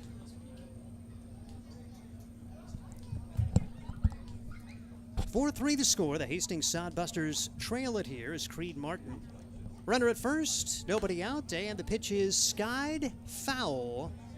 Playable for Delgado. Delgado over to make the play. That's a large first out there. Good job for Delgado, and a really good pitch for Creed Martin to retire Josh Blunt. So no advancement there. Runner at first, 1 man out. The Hastings Sodbusters trail at 4-3 as we will see Carson Burnett come to the plate. Yeah, big first out, and especially against the top of the order for the guys that have been on the base pass a lot in the early going, and that's got to give you some confidence as a pitcher when you've been a little wild in your first few batters so far. I mean, pitching at Duncan Field for the first time is a tall task, no matter who you throw in there.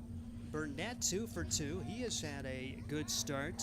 Double and a 2-run single and a run scored. Burnett had only gone 1 for 8 against Hastings this year as he raises his batting average up to 300 at 3 for 10. 244 on the season for Carson Burnett coming into today, and puts it on the ground and foul by the first baseman.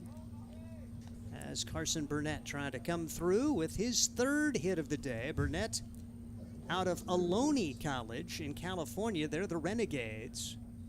Hit .326 in the spring. Right-handed hitter against the right-handed pitcher Creed Martin. Here's the pitch. High fly ball, right field. The Sodbusters play it well. Good job there for Sawyer Duddleston. He's played a lot of right field here over the last 3 years. Didn't play here last year, but 2 years ago. And a lot of right field experience for Sawyer Duddleston. There are 2 outs in the inning. And like we've told you about Sawyer this season, he says he's not fast, but yeah, that ball wasn't too far away from him, but if he's got a beat on the ball, he is getting there pretty much every time. And he did exactly that. And a tremendous arm. Here's Cooper Fucino, top hitter for this Fremont Moo squad who had yesterday off. 4-3 the score, Fremont on top. Creed Martin trying to put another 0 on the board, settle this game down. This one gets through the wickets of Fred Bond and on to second base and headed for third as Bond pays no attention. And oh my goodness, a wild pitch will cost the Sodbusters 2 bases. Trey Brooks all the way over to third, and you're just hoping that bit of attitude there doesn't come back to cost the Hastings Sodbusters as Bond, I don't know if they had a tough time picking it up, but a good job there for Trey Brooks to take not 1 but 2 bases. Yeah, once Fred finds the ball back to the screens, got to get that right there because you know that Brooks has some speed. So 1-0 delivery taken outside for ball 2, 2 balls and no strikes on Cooper Fucino. You don't want to give up an extra base here. Is now an eel blooper, and they extend the lead. 22 runs batted in, one of the top producers there, leads the team in home runs and doubles coming into today. Cooper Fucino going to be headed to Creighton. 2-0 delivery and taken inside for ball 3. 3 balls and no strikes on Cooper Fucino. And he has done pretty well against Hastings this year. 429 coming into today with 3 multi-hit games of the 10 contests against the Hastings Sodbusters. So Creed Martin now down at the counts, brings the pitch home, and that's a strike. Trying to work his way and get another 0. Walked 2 last inning. Gave up a walk this inning. Just playing with fire. No matter what level you play at, you give up the free passes, and sometimes those guys come home to roost. Particularly after a 2-base wild pitch. Hard hit ball, base hit, left field, and it is 5-3 as Cooper Fucino. If the runner's at second, does he score? Maybe not. But he does, and it's 5-3. Fremont with the lead. Yeah, Fucino with the 3-1 pitch, got the pitch he wanted. Hitter's count, did not miss it. Printer was actually playing almost on the outfield grass, anticipating maybe that exact play, but Printer just not tall enough to snag it. Here's Carter Sintek, 0 for 1 with a sacrifice fly. So the number 9 hitter for the Fremont Moo, under 200 batting average, hit by a pitch, walk, 2 runs scored. The deficit, by the way, is 2. 5-3 here in the 4th. And Creed Martin trying to survive this inning with no more damage done as Fucino leads away from first. Pitch taken down low, 2-0 as Martin working behind nearly every hitter. No action in the Sodbuster bullpen yet. How long is the leash? And say you get to this point in the season, okay, we got to have this many innings from this guy because we don't have an arm here, and so you're doing the best you can to try to manage the arms you have. Pitch fouled away over on the Fremont side. 2 balls and 1 strike to count on Carter Sintek. Yeah, working behind hitters, Martin. 41 pitches, only 20 strikes. You got to fill up the strike zone more than half the time if you want to be successful. That kind of followed the theme of Conlon Grady. Grady had 42 pitches or he had 55 pitches and just 31 strikes. So the Sodbusters have had a heck of a time getting strike 1 across. It's now 3 balls and 1 strike now on Carter Sintek. Fell behind 3-1 against Fucino, and he made him pay with a solid shot to left field to bring home a run. And now Sintek has the count his way. D1 product. Swing and a miss. Good job there from Martin. Kind of blew it by him. 3-2 on Carter Sintek. A Fremont guy, played a little bit at the end of last year, kind of a similar format. 5 for 15 in 4 games played with 4 runs batted in and 2 runs scored.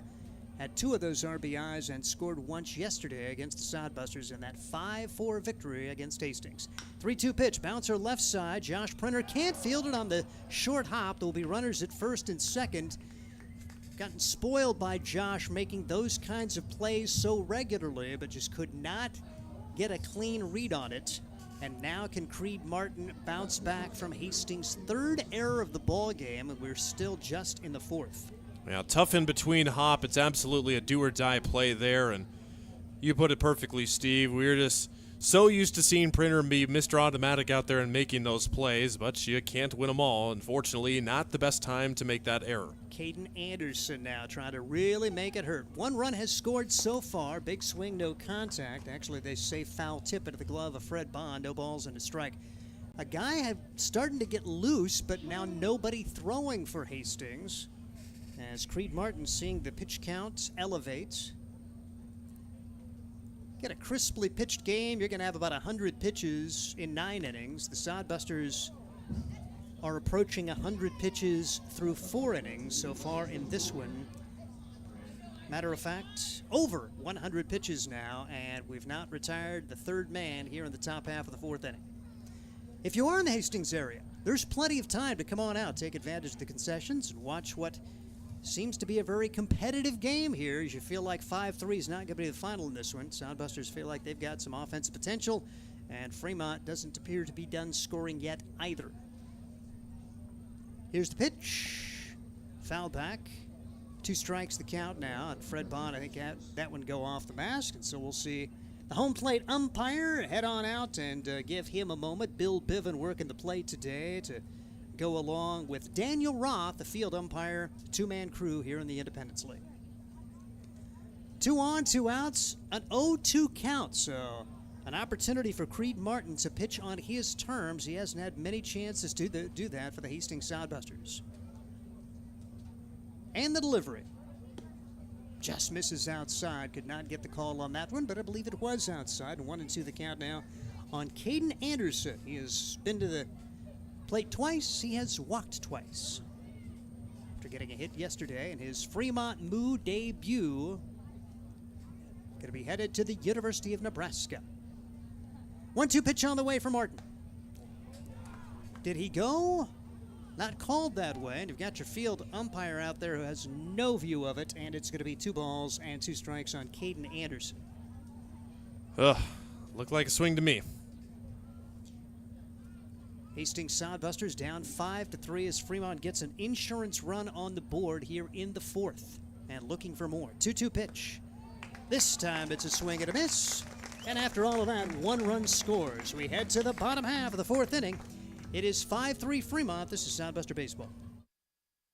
Sodbuster Baseball is sponsored by Jerry Spady Chevrolet GMC. It's one of the many ways Jerry and Greg Spady, along with their families and employees, have proudly embraced a passion for giving back to the community. The folks at Jerry Spady Chevrolet GMC realize the importance of enriching and improving the lives of their neighbors. They've accomplished this through philanthropy and active personal involvement. Featuring the top new and used inventory in the region and a certified service department, Jerry Spady Chevrolet GMC, 2750 Osborne Drive East in Hastings, or at spady.com. At Hastings College, we celebrate all the ways you shine. From more than 20 athletic teams to band, choir, theater, and art, plus esports, creative writing, speech, and media. Join in to earn a scholarship and find your people, the friends you'll hang out and have fun with. It's what makes Hastings great. So check out Hastings College, where your experience matters, in the classroom and in the activities you love to do. Visit us at hastings.edu.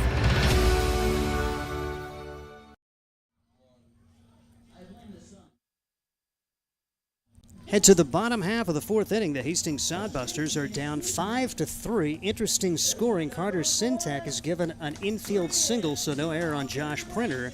And so official line score, 5 runs, 5 hits, 2 errors for Fremont, 3 runs, 3 hits, and 2 errors for the Hastings Sodbusters as we head to the home half of the 4th inning.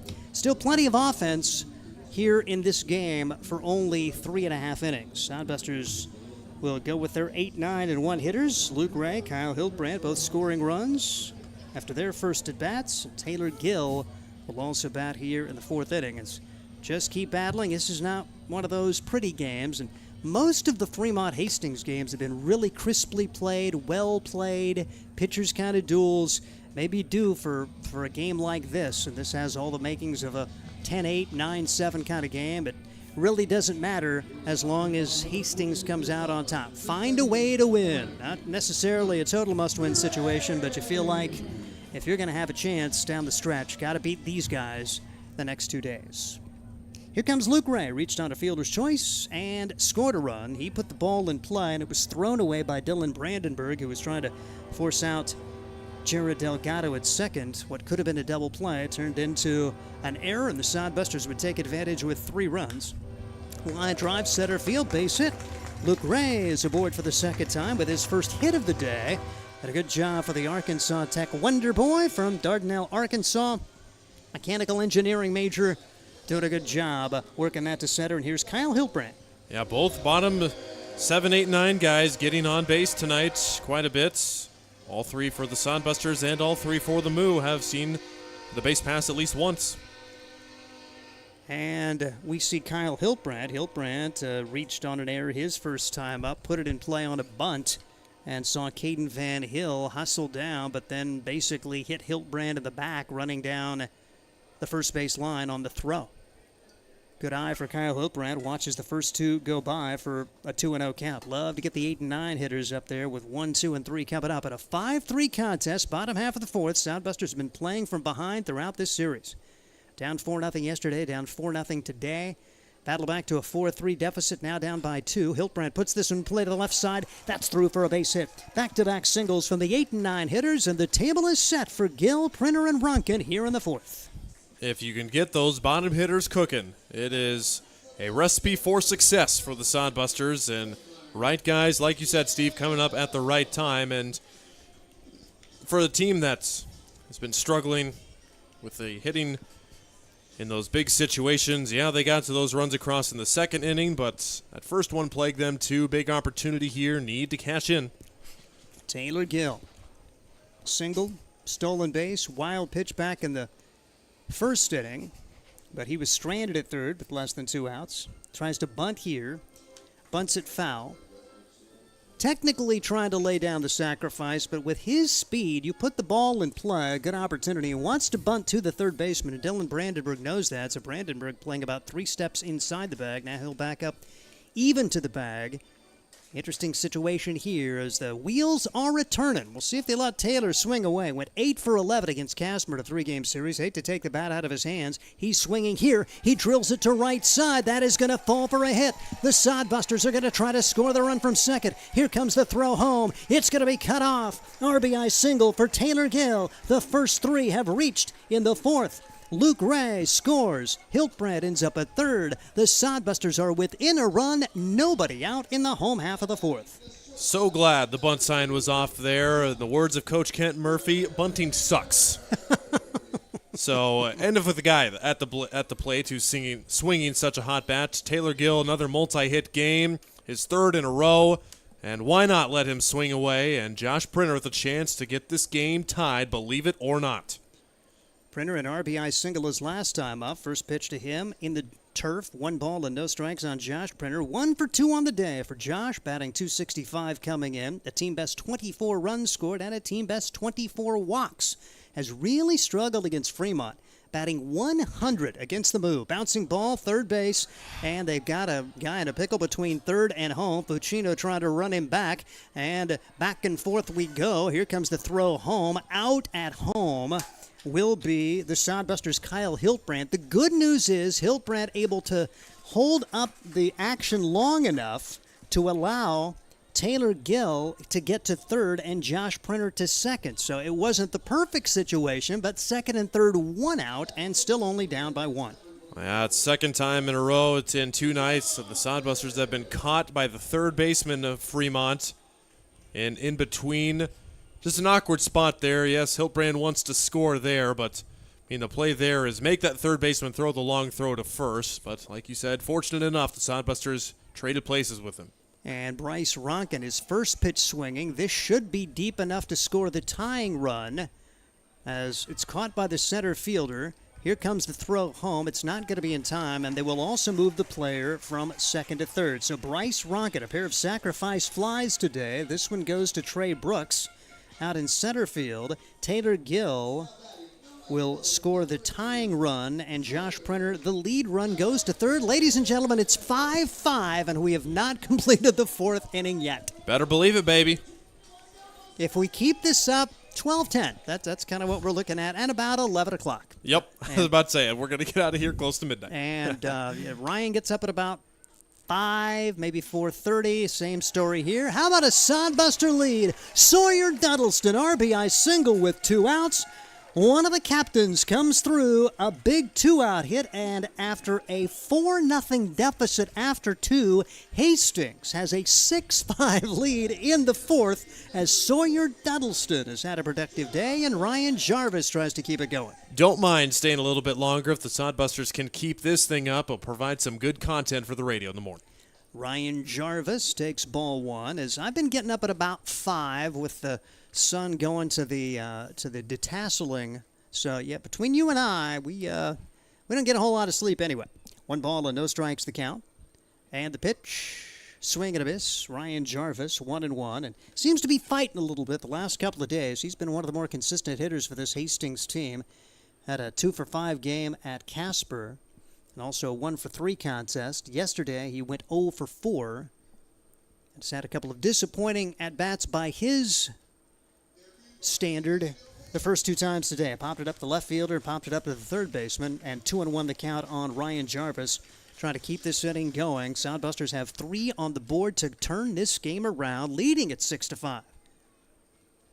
Caden Van Hill trying to complete the 4th. Hard hit ball, Ryan Jarvis. He's back. Sawyer Duddleston hits the second base bag. He's heading for 3. First and third, 2 outs, and the Sodbusters continue the inning. And now Fred Bond tries to keep it going and really make it hurt for this Fremont team.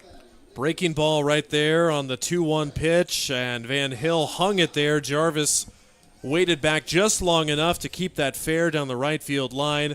So often you'll see that's a hooked way foul down the right field side, but the Sodbusters getting to Caden Van Hill this inning, and a far cry from that 3rd inning when he set the Sodbusters down 1-2-3 on 8 pitches. Yeah, the Sodbusters coming through here. It's really more reminiscent of the first time these two teams played when Caden Van Hill worked 4 1/3, allowed 3 runs on 4 hits, and ended up walking 3 and striking out 4. I don't think there was any action for Fremont, so they sent their catcher out, Fucino, to try to give their bullpen a little bit of an opportunity, but this is a huge moment here.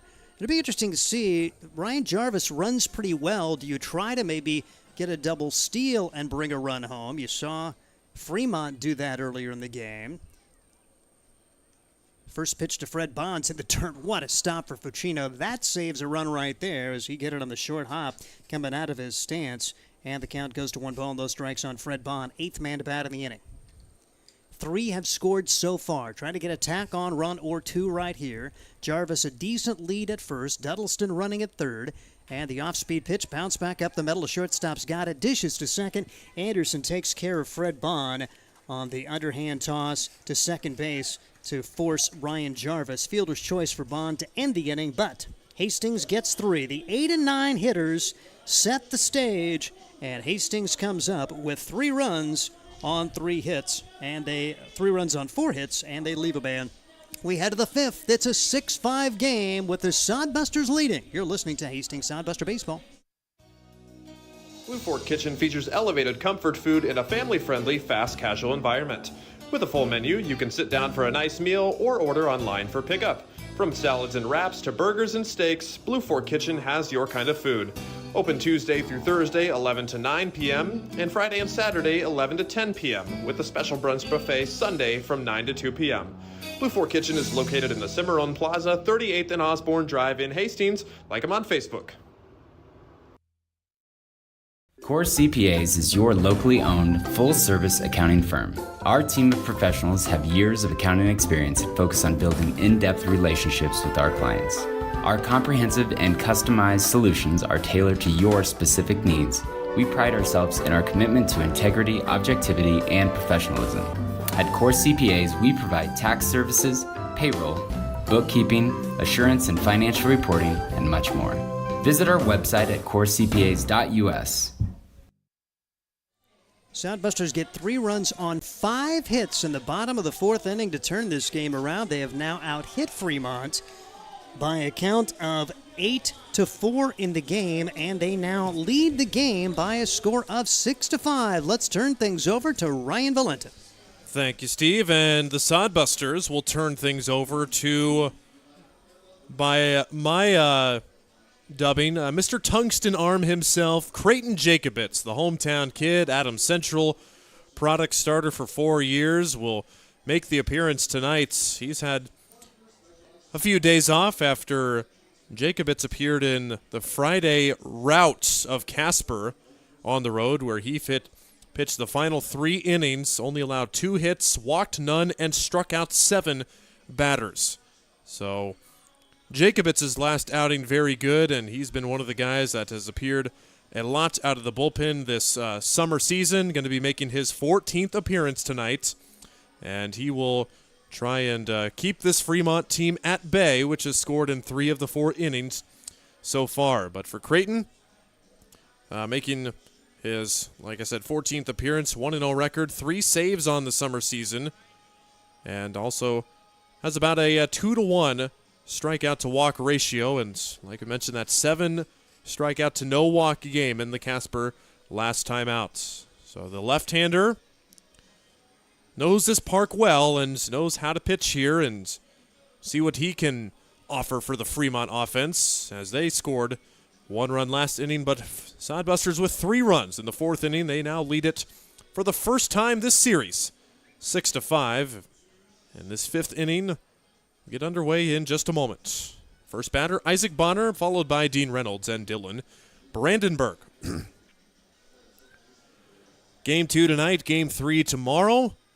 Then we will have Friday off before we make our pilgrimage to Grand Island over the weekend. Jacobitz gets a first pitch bunt, pops it up, and it falls in front of the 2 guys, but nobody touches it, thank goodness.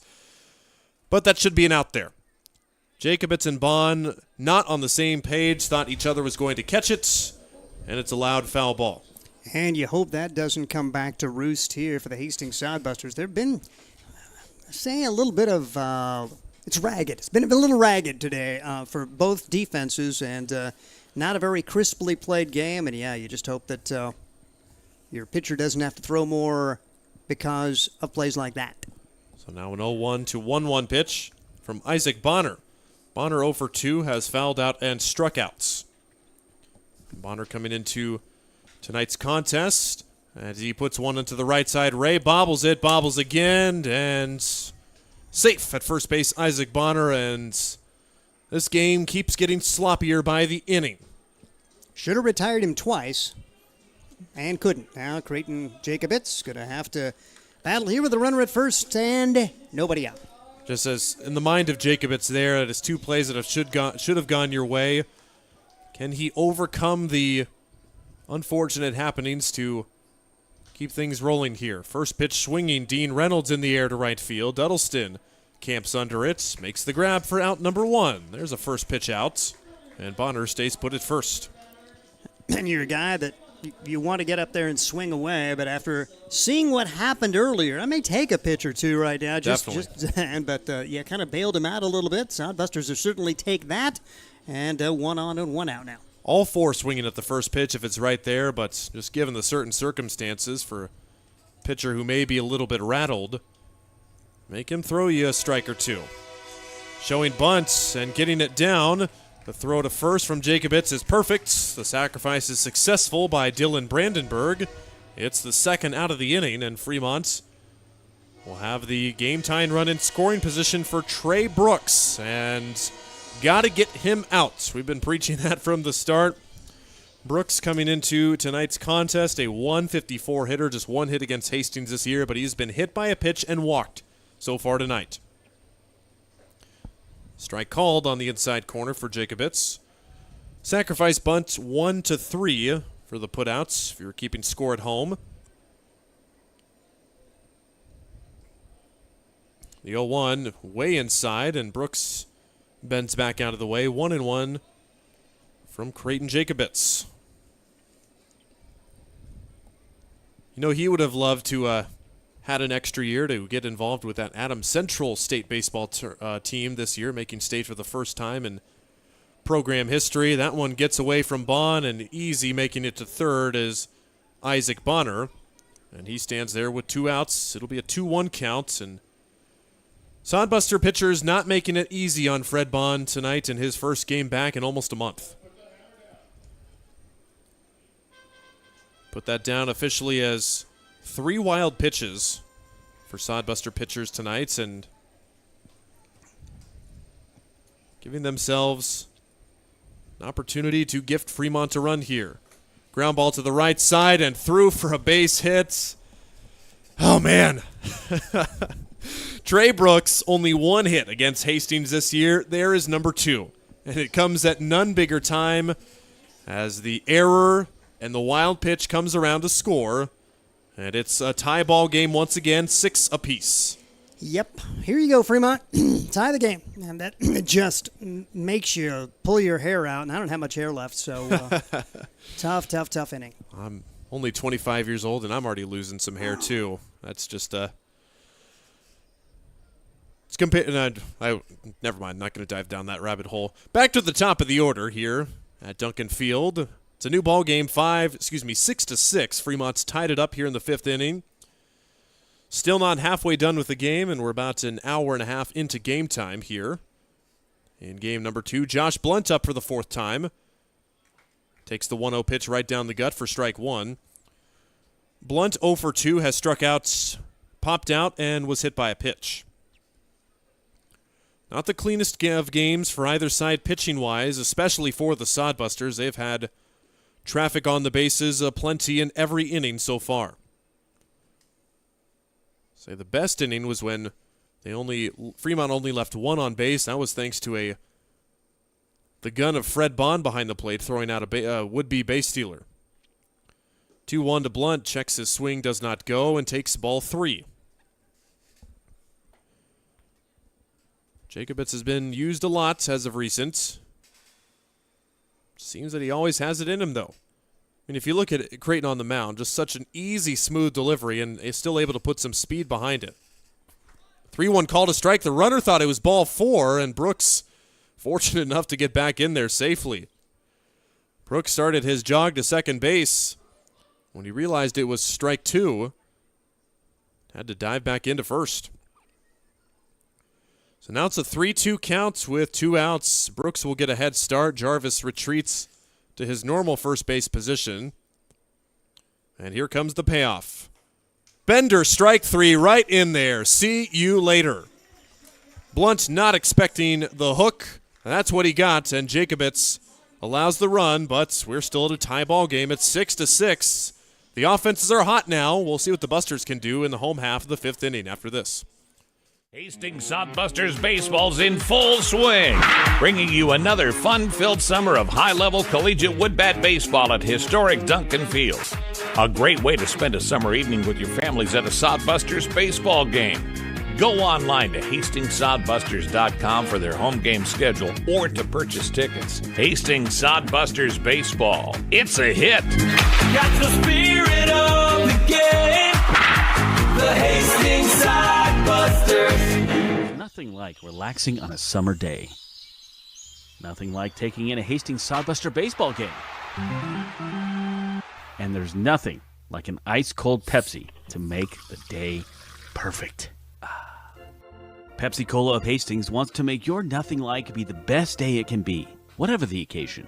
Enjoy your favorite refreshing Pepsi product throughout the Sodbuster season and make your nothing like memories. Pepsi Cola of Hastings, a proud sponsor of Hastings Sodbuster Baseball.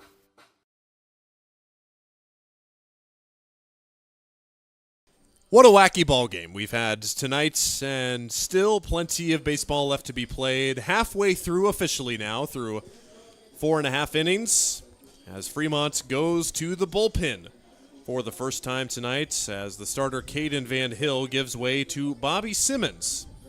Simmons, a first-year Fremont guy, but he played summer baseball in Casper last season. I can't think of any other guys that at least the Sodbusters have played this year that played for a different team in the Independence League last year. Simmons is one of those guys, and you figure, yeah, probably a better for him. Plays his college ball at Nebraska Wesleyan in Lincoln. So a little bit closer to his home college than Casper for sure. And a little bit closer to his hometown of Katy, Texas. Simmons on for the 9th time this season. He's also made 3 starts. He has seen the Hastings Sodbusters a couple of times. Combined 4 2/3 innings. He actually was the winning pitcher on the road. I guess on the road for the Sodbusters on June 26th. Where he gave up 3 runs and walked 3, but still got the win. Simmons delivers the first pitch strike to Jared Delgado. 7, 8, and 9 due up for the Busters. This was the same start of the lineup that came up in the second inning and got the first 3 runs home of the game for Hastings. Delgado swinging and fouls it past his head coach Danny Weiser. Jared Delgado and Danny Weiser, they were playing spring baseball together for the Hastings College Broncos just a few months ago, and now Delgado, the soon-to-be sophomore, looking down at his former teammates as the coach. It's Mr. Weiser to you. Head coach, coach. Mm-hmm. It's not Danny anymore. I mean, obviously, all the guys super in with head coach Danny, and I mean, he's all but 22 years old. Delgado goes down swinging, drop third strike, has to throw it down to first, no problem. Delgado down for the second time on strikes tonight. Yeah, I don't know for sure, but you feel like Danny's probably the player's coach. He's not one of those, you shall address me as Lord Weiser now that I am the head coach. I just got a feeling that the guys really like him and just seems like a very pleasant young man. And hopefully Danny's given every opportunity and we'll have some wins down the stretch. And he's not the coach that, oh yeah, I'm just going to go let the guys do whatever they want just because, some of them are older than me, and he's put the hammer down when he's needed to. That pitch sprayed foul by Luke Ray. A couple of times where the bullpen's gotten out of line or maybe some things on the field happened that weren't in the best interests of the team, and Danny and the other coaches will let him know about it. So even though it's could be the opportunity for an undisciplined team, it's a very well-coached team. And look at the breaking ball from Simmons there. Had Luke Ray spinning out of the way, but it was called a strike. So an 0-2 pitch from Bobby Simmons. Texas native gets a swing and a miss, and Luke Ray retired on strikes. First time he's been retired tonight. Back-to-back Ks for the Fremont reliever. We have had 1, 2, 3 inning. It was in the Sodbuster column in the third. A rare 0 on the board the way this game's going. See if the number 9 hitter can break up the potential 3-up, 3-down inning for Hastings. It's been the even-numbered innings that the Sodbusters have scored their runs, 3 each in the second and the fourth. Kyle Hiltbrand takes the bender over and nods agreeing with the call, and down to the count, 0-1. The Atascadero, California native. Got to ask Kyle about how school's going here in the next few days. I mean, we know that he's got a long drive from California and Western Oregon, where he went to school last year, and a media guy, too. He's one of us. Ooh. Yeah, he did some video production, some other kind of media stories, written stories as well, so he knows his way around the journalism field and hosted a podcast with a couple of his buddies. That was kind of more back in the late high school days, the Sports Anatomy podcast.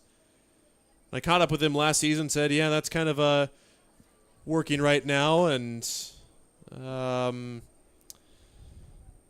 there's ball 2. I feel like that was a strike. But home plate umpire Bill Bivens says it was up. Called ball 2. It's been interesting. We'll put it at that. The 2-2 pitch to Hiltbrand, he fouls it out of play, and I mean you saw the Fremont pretty much trotting towards the dugouts, and Simmons polite about it, asking where it was, and Bivens said, "Yep, it was up." So Hiltbrand staying alive. Simmons working towards a 1-2-3 inning and is 1 strike away. Hiltbrand fouls it back to the screen to stay alive. Well, to really keep this game even, you need to have Fremont get a few more pitches. I mean, they're only in the 80s. The Sodbusters are at 117 through 5 innings.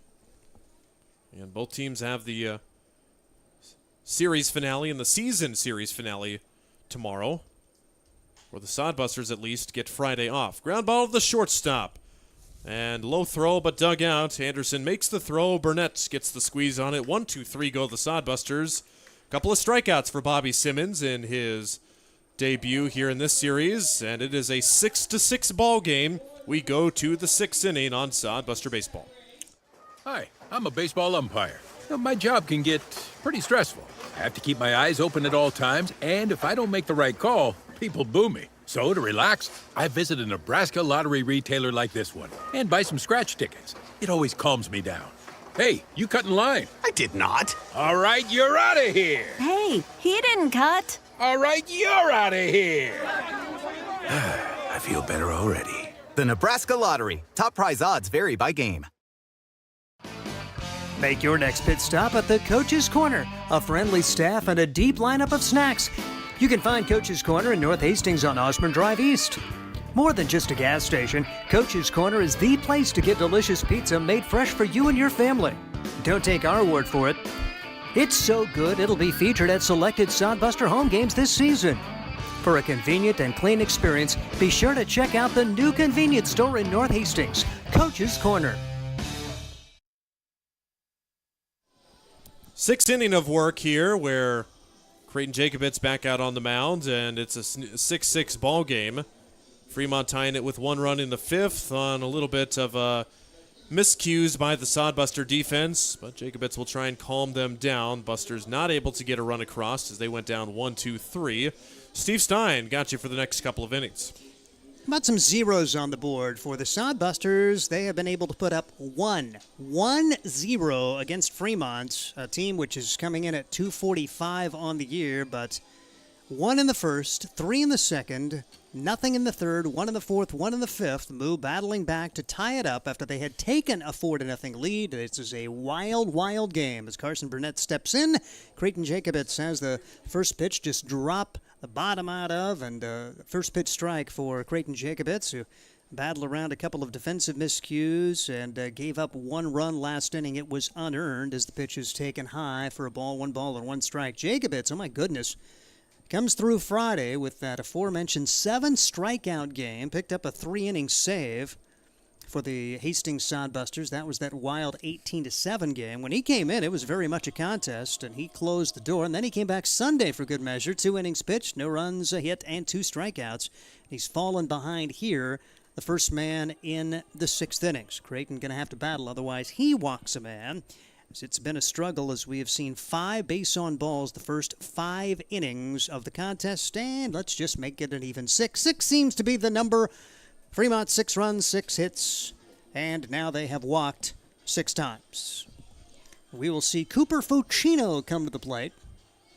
And for a Fremont team that has not hit it well, if you were going to give them the opportunity, they are going to take advantage, and they've done a nice job of taking advantage of the chances given them today as Cooper Fucino had an RBI single his last time up.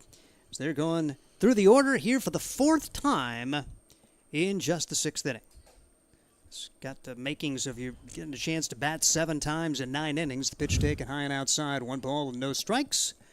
And you wish it were a Friday, but it's a school night, kids, and so it's looking like a long old night at the ballpark here in the top of the 6th of a 6-6 game. The pitch is across for a strike, 1 ball and 1 strike on Cooper Fucino, who's been a Sodbuster killer during the course of his series. 429 coming into today against Hastings. 9 out of 21 for Cooper Fucino. Hits it hard but foul. 1 ball and 2 strikes, no chance for Sawyer Duddleston, who continues to play left field. The center fielder today is Taylor Gill. In right, it's Kyle Hiltbrand. I should say in left, it's Kyle Hiltbrand. Sawyer Duddleston in right. Then you've got Josh Printer, the shortstop. Third baseman is Jared Delgado. Luke Ray plays second, and Ryan Jarvis at first. Fred Bond doing the catching for the Hastings Sodbusters. Here's the pitch. Swung on and fouled away. 1 ball and 2 strikes, and Creighton just looking more and more comfortable out there on the hill. Heard Ryan talk about the fact that he just throws it so easily. Got decent velocity, but doesn't look like he puts a whole lot of effort into it, and that's one reason you're seeing him for the 3rd time in less than a week. Creighton Jacobitz making another appearance today. Picked up his 4th save in that win on Friday. So one of the top guys in that particular category to go with Braden Cork. Cork has worked as a starter, has worked out of the pen. Probably see him here in the next couple of days as well, if not tomorrow, almost certainly this weekend up in Grand Island. 2-2 pitch on the way. Fucino sends this one in the air to center field, starting out and then coming in. will be Taylor Gill, and that's the first out of the 6th inning. 1 on, 1 out for Fremont in a 6-6 game. Sun being a little bit tricky on the outfielders now, and Taylor Gill kind of darted his head out of the way right as he caught that. And for the center and left fielder specifically, it's about that time where got to play extra careful when those fly balls are coming your way. 6 hits so far for Fremont, and Carson Burnett has 2 of those. Coming to the plate now will be Carter Sintek. Sintek 1 for 2 with the run batted in. Mentioned Burnett, he's got the lone extra base hit for Fremont, a double. Yesterday they were a triple machine. 3 triples in that contest. Bouncing ball back up the middle. Josh Printer can't get to it. I misjudged it. There'll be runners at first and second. It looked like that Josh Printer thought he was going to get that on a hop. It took a little squirt right by him, and runners at first and second on another play that the Sodbusters are used to making. First and second, 1 out, and Creighton Jacobitz now going to have to throw some extra pitches. 2 on, 1 out for Caden Anderson. Yeah, that's exactly what happened there. Just a weird hop that you don't expect to happen, especially on a turf field, and ruled as a single all the way as it should. And Fremont's keeping the traffic up on the base pass. Yep, just bad luck for the Hastings Sodbusters there, as Printer thought he had it. Yeah, it certainly wasn't an error, but a play that seemingly is always made by that guy. 6-6, and Fremont wanting more here in the 6th. Swing and a foul ball off the bat of Caden Anderson. Anderson still a relative newcomer, just in the lineup for the second time. A couple of walks and a strikeout, and a 1-1 count on Caden Anderson, batting in the 5 spot today. Creighton Jacobitz out there for the Hastings Sodbusters. There's action behind him. Could be Creighton's last inning. Runners go. Bouncing ball left side. That is a base hit. Runner scores from second. A hit and run perfectly executed as Caden Anderson put it right in the spot that Josh Printer vacated, and Fremont has taken the lead as Burnett comes home to score. Sintek ends up at second, and good execution there for the Moo. They have the lead at 7-6, and we'll see a visit to the mound here as Jacobitz going to get a conversation from the head coach, Danny Weiser. Absolutely brutal break for the Busters, and now looking at that replay, if Printer doesn't move to try and get that runner at second base, the least he can probably do is make a diving stop and keep it on the infield to keep the run home, but perfectly placed, and Fremont's offense pretty much clicking early and often in this game. Only 1 inning so far. They have been held off the scoreboard, and guys they're filling up the strike zone better. It's just Fremont's just been hitting them a little bit better now. But you look at this inning. The last 2 balls put in play, both could have been double play balls. Just didn't work out that way. The one ball that scooted by Printer out into center. The next one, which could have been an atom ball to Printer, and he may have had a chance to turn 2, although Anderson runs pretty well. But one way or the other, neither defensive play happened for the Sodbusters, and now they trail it once again after being down 4-0.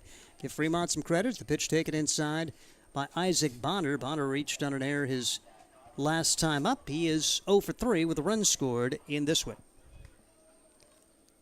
7-6. Fremont has regained the lead. There's still only 1 man out. Called strike. 1 ball and 1 strike on Isaac Bonner, who's hitting just 160 against Hastings coming into this one.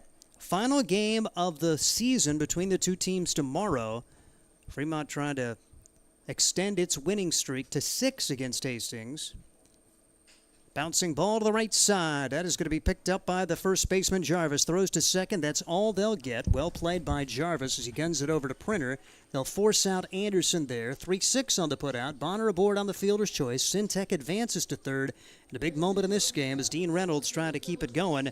Sodbusters hoping to hold them to only 1 and keep it a 1-run game here in the top half of the 6th. A good play by Jarvis and a better throw, too. As a first baseman, you have your momentum going towards second base, and sometimes it can sail on you and hit that runner in the back or throw wide, but right on target there, and better to have just 1 person in scoring position than 2.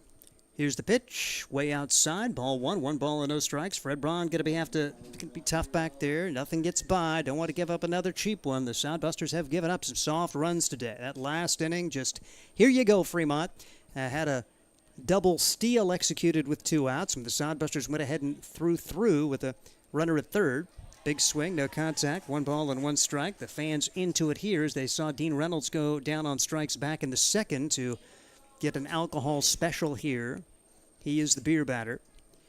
7 runs. Now 8 hits for Fremont. The Sodbusters 6 runs on 8 hits. Reynolds puts this one in the air. Right side. Sawyer Duddleston over near the line. Makes the play. And after all of that, a run scores for Fremont as they get a run on 2 hits and leave a pair. We head to the bottom half of the 6th inning. Fremont back in front, 7-6. This is Sodbuster Baseball. At Hastings College, we celebrate all the ways you shine. From more than 20 athletic teams to band, choir, theater, and art, plus esports, creative writing, speech, and media. Join in to earn a scholarship and find your people, the friends you'll hang out and have fun with. It's what makes Hastings great. So check out Hastings College, where your experience matters, in the classroom and in the activities you love to do. Visit us at hastings.edu.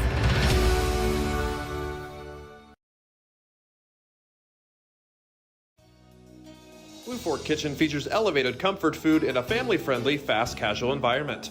With a full menu, you can sit down for a nice meal or order online for pickup. From salads and wraps to burgers and steaks, Blue Fork Kitchen has your kind of food. Open Tuesday through Thursday, 11 to 9 p.m., and Friday and Saturday, 11 to 10 p.m., with a special brunch buffet Sunday from 9 to 2 p.m. Blue Fork Kitchen is located in the Cimarron Plaza, 38th and Osborne Drive in Hastings. Like them on Facebook.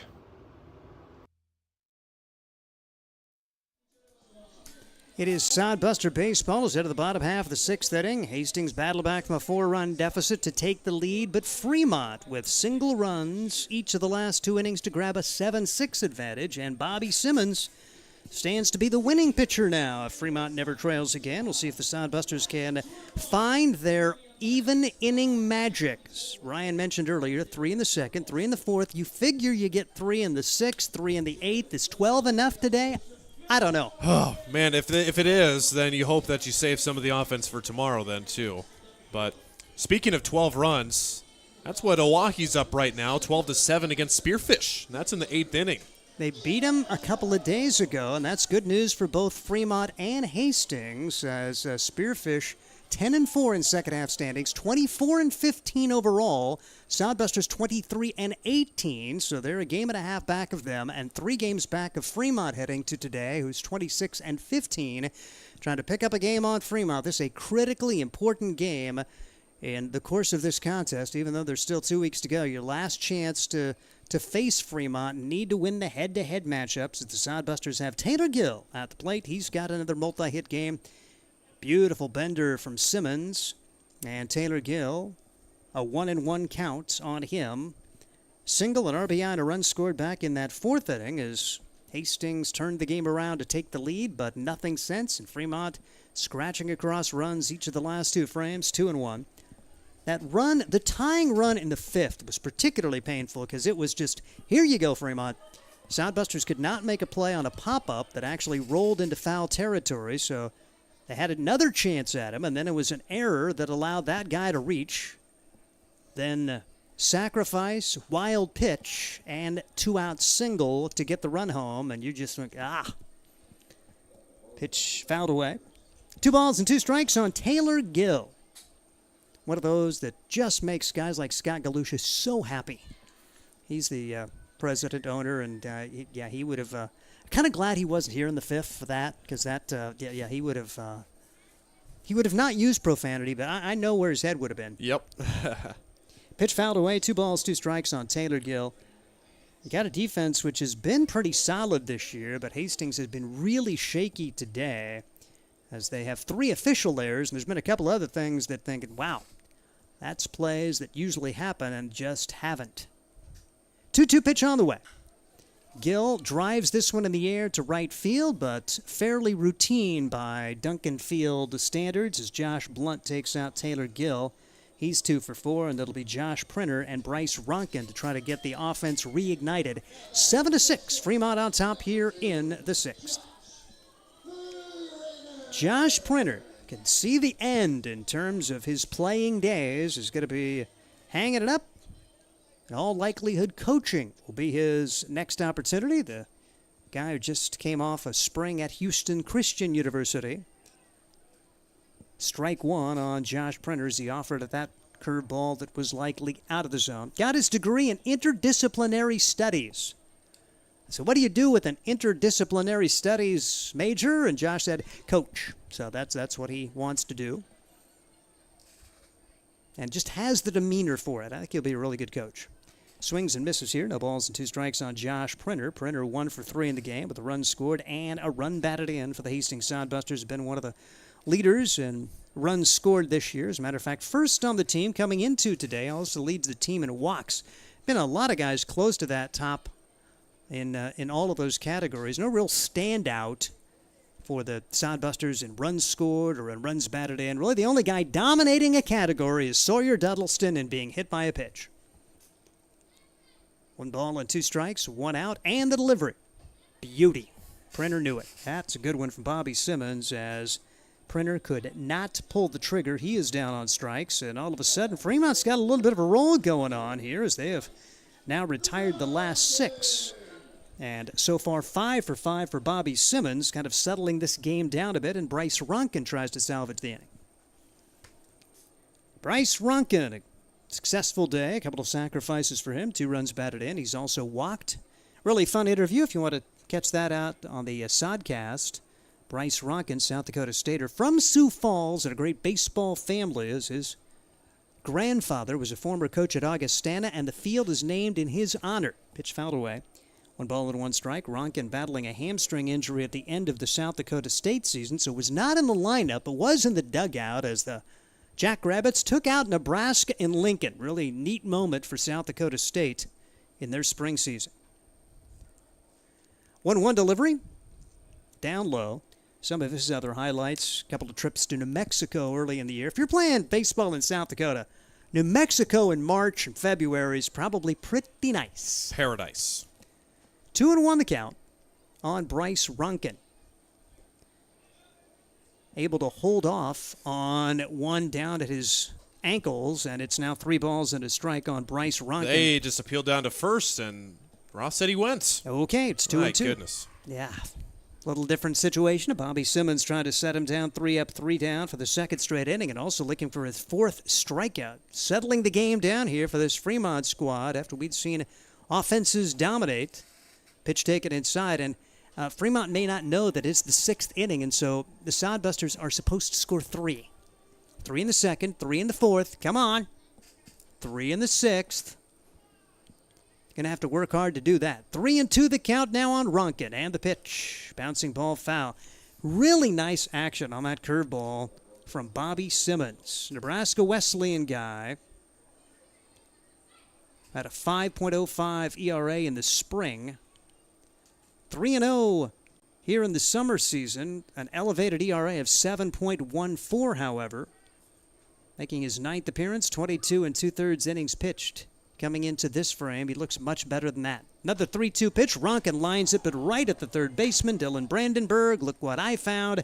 And the Sodbusters disappointed again here in the 6th, as they have seen the last 7 go down. We head to the 7th inning. It's 7-6 Fremont. This is Sodbuster Baseball.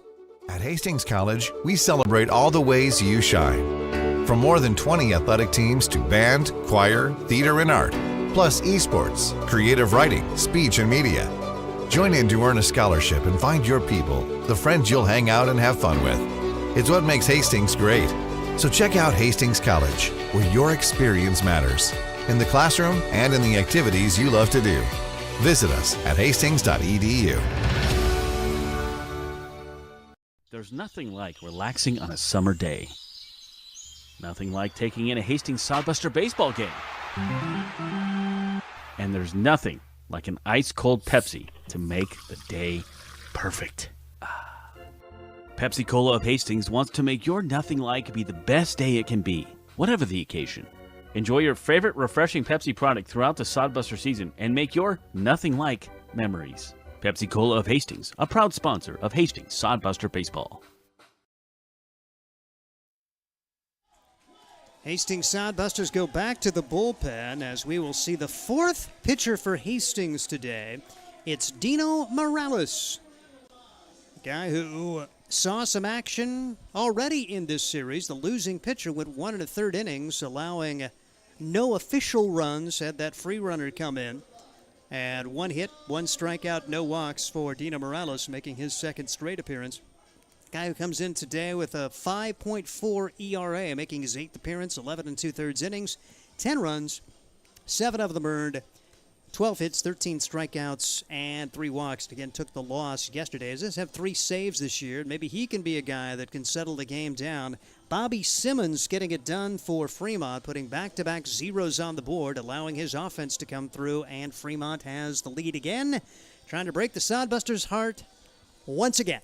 1-run game, and Fremont on top, 7-6, as the final third of this contest is here, and we're only at 8:44. Yeah, you definitely may be asking why Dino again, especially with when he pitched last night. I think it's like you mentioned, Steve. Just want to get this game settled down, and maybe you've got some of your other big guys in the bullpen that can come out if you can grab the lead, but you'd like to see Dino out in a safe situation in the end of the 8th or the 9th inning, but sometimes you just have no choice but to go to one of your big guns early. And this is the game's on the line. I mean, you're already down by 1. Season's on the line, too, perhaps. Yes, this is a game you have to win. And so it'll be interesting to see how they manage the game in the final 3 innings. You've got some really good potential pinch hitters. Will they see some of those guys down the stretch? Guys like Drew Vega, like Cale Jensen. It'll be interesting to see how the Sodbusters use their bench in late-game situations as Dylan Brandenburg takes ball 1. Brandenburg had a single back in the second, scored a run. This has got a sacrifice to his credit, and he's grounded out. Takes this pitch low for a ball, 2 balls and no strikes on Dylan Brandenburg, batting in the 8th spot of the batting order. 265 coming into today, 231 against the Sodbusters for the season. It's Fremont looking to continue its domination of the Sodbusters. Last year, they won the first 10 against Hastings, and just overall, year in and year out, the Sodbusters have had a heck of a time hanging with Fremont. Thought it was going to be different. Hastings won 3 out of the first 4, and really most of the games have been 1 or 2 run contests. Yesterday, another one of those that you just thought, man, coulda, shoulda, didn't get it done. 2-1 pitch, misses, now 3-1 the count. As coming into this inning, 143 pitches to get through the first 6 for the Hastings Sodbusters. Pitch fouled away, 3-2. Just fortunate it's still a 1-run game. I mean, if you're at that pitch count a lot of the times, you're going to have probably how much runs Fremont has right now, but fortunate enough the Sodbusters have been able to claw their way back to keep this a manageable game at this point so far. Bobby Simmons settling things down. The pitch count much lower for the 2 Fremont pitchers. Line drive, right side, base hit. So leadoff single for Fremont as they look to add on and give the Moo credit. Sodbusters came back to take a 6-5 lead, but Fremont with single runs in the 5th and the 6th and tried to add on here as they will have Trey Brooks, who has been a thorn in the side of the Sodbusters to say the least. Hit batsman, walk, RBI single, 2 for 2 for the number 9 hitter, who came into today at 1-5-4. And part of it, I mean, you get walked, you get hit by a pitch. All right, get on, get a little bit of rhythm, and I can hit this guy. Just getting on base sometimes gets you out of a funk. Morales with a first pitch strike. Curveball stays high, 1-1 the counts. With Brandenburg on at first base, he's a guy who has the potential to steal. 5 out of 6 coming into this game from a stolen base standpoint. Morales brings it in, and this is a little looper to the right side, or to the left side, I should say, and Josh Printer handles that. So 1 on, 1 out after the line out to the shortstop. Brandenburg with a single, Brooks with a line out, and back to the top of the order for Josh Blunt. Definitely needed that there with Brooks somehow finding his way on 3 times tonight. Yeah, you turn it over to the top of the lineup, but you've got a chance to get maybe a double play ball. The Sodbuster defense, they're due for a double play ball. You betcha. Josh Blunt, 0 for 3 with a run scored at the top of the order for this Fremont team, leading it 7-6. They've now out-hit the Sodbusters 9-8. We've seen a combined 5 errors in the game. It's been a bit ragged for 2 teams which have played pretty good baseball during the course of the season series. Here's the pitch. take it upstairs for a ball. Yeah, the games in Fremont, all really well played, but the Sodbusters lost them all, 3-0, 3-2, and 8-5. Sodbusters had won 3 out of the first 4, then Fremont took a 6-4 win and a 5-4 win back on June 20th and June 21st. Then the two teams turned around, played right back in Fremont. Fremont actually had 2 days off, so they were well rested on their home field. And Sodbusters lost those 3 and hadn't played since that June 26th game. Now 2-0 the countdown. Josh Blunt, top half of the 7th inning, 7-6 Fremont on top. Morales brings it in, and this one is rifled to the right side on his run, and Taylor Gill cannot make the play. It bounces off his glove, and runners will be at second and third when all is said and done. Ball finally comes in and is picked up by Jarvis. That'll be interesting to see how they score that. Gill had a long way to go. He apparently got there but could not make the play, and here goes Fremont again with a chance to add on.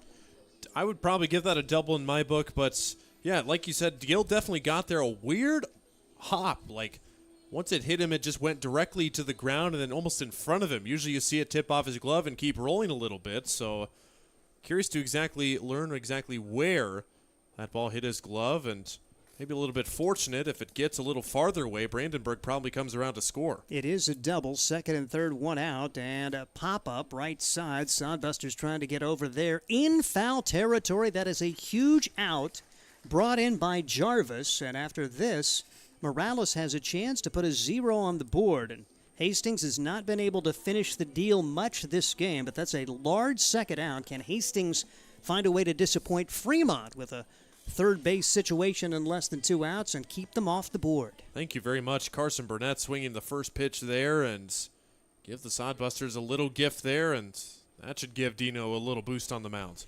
Ficino is at the plate, however, and this is a tough potential third out.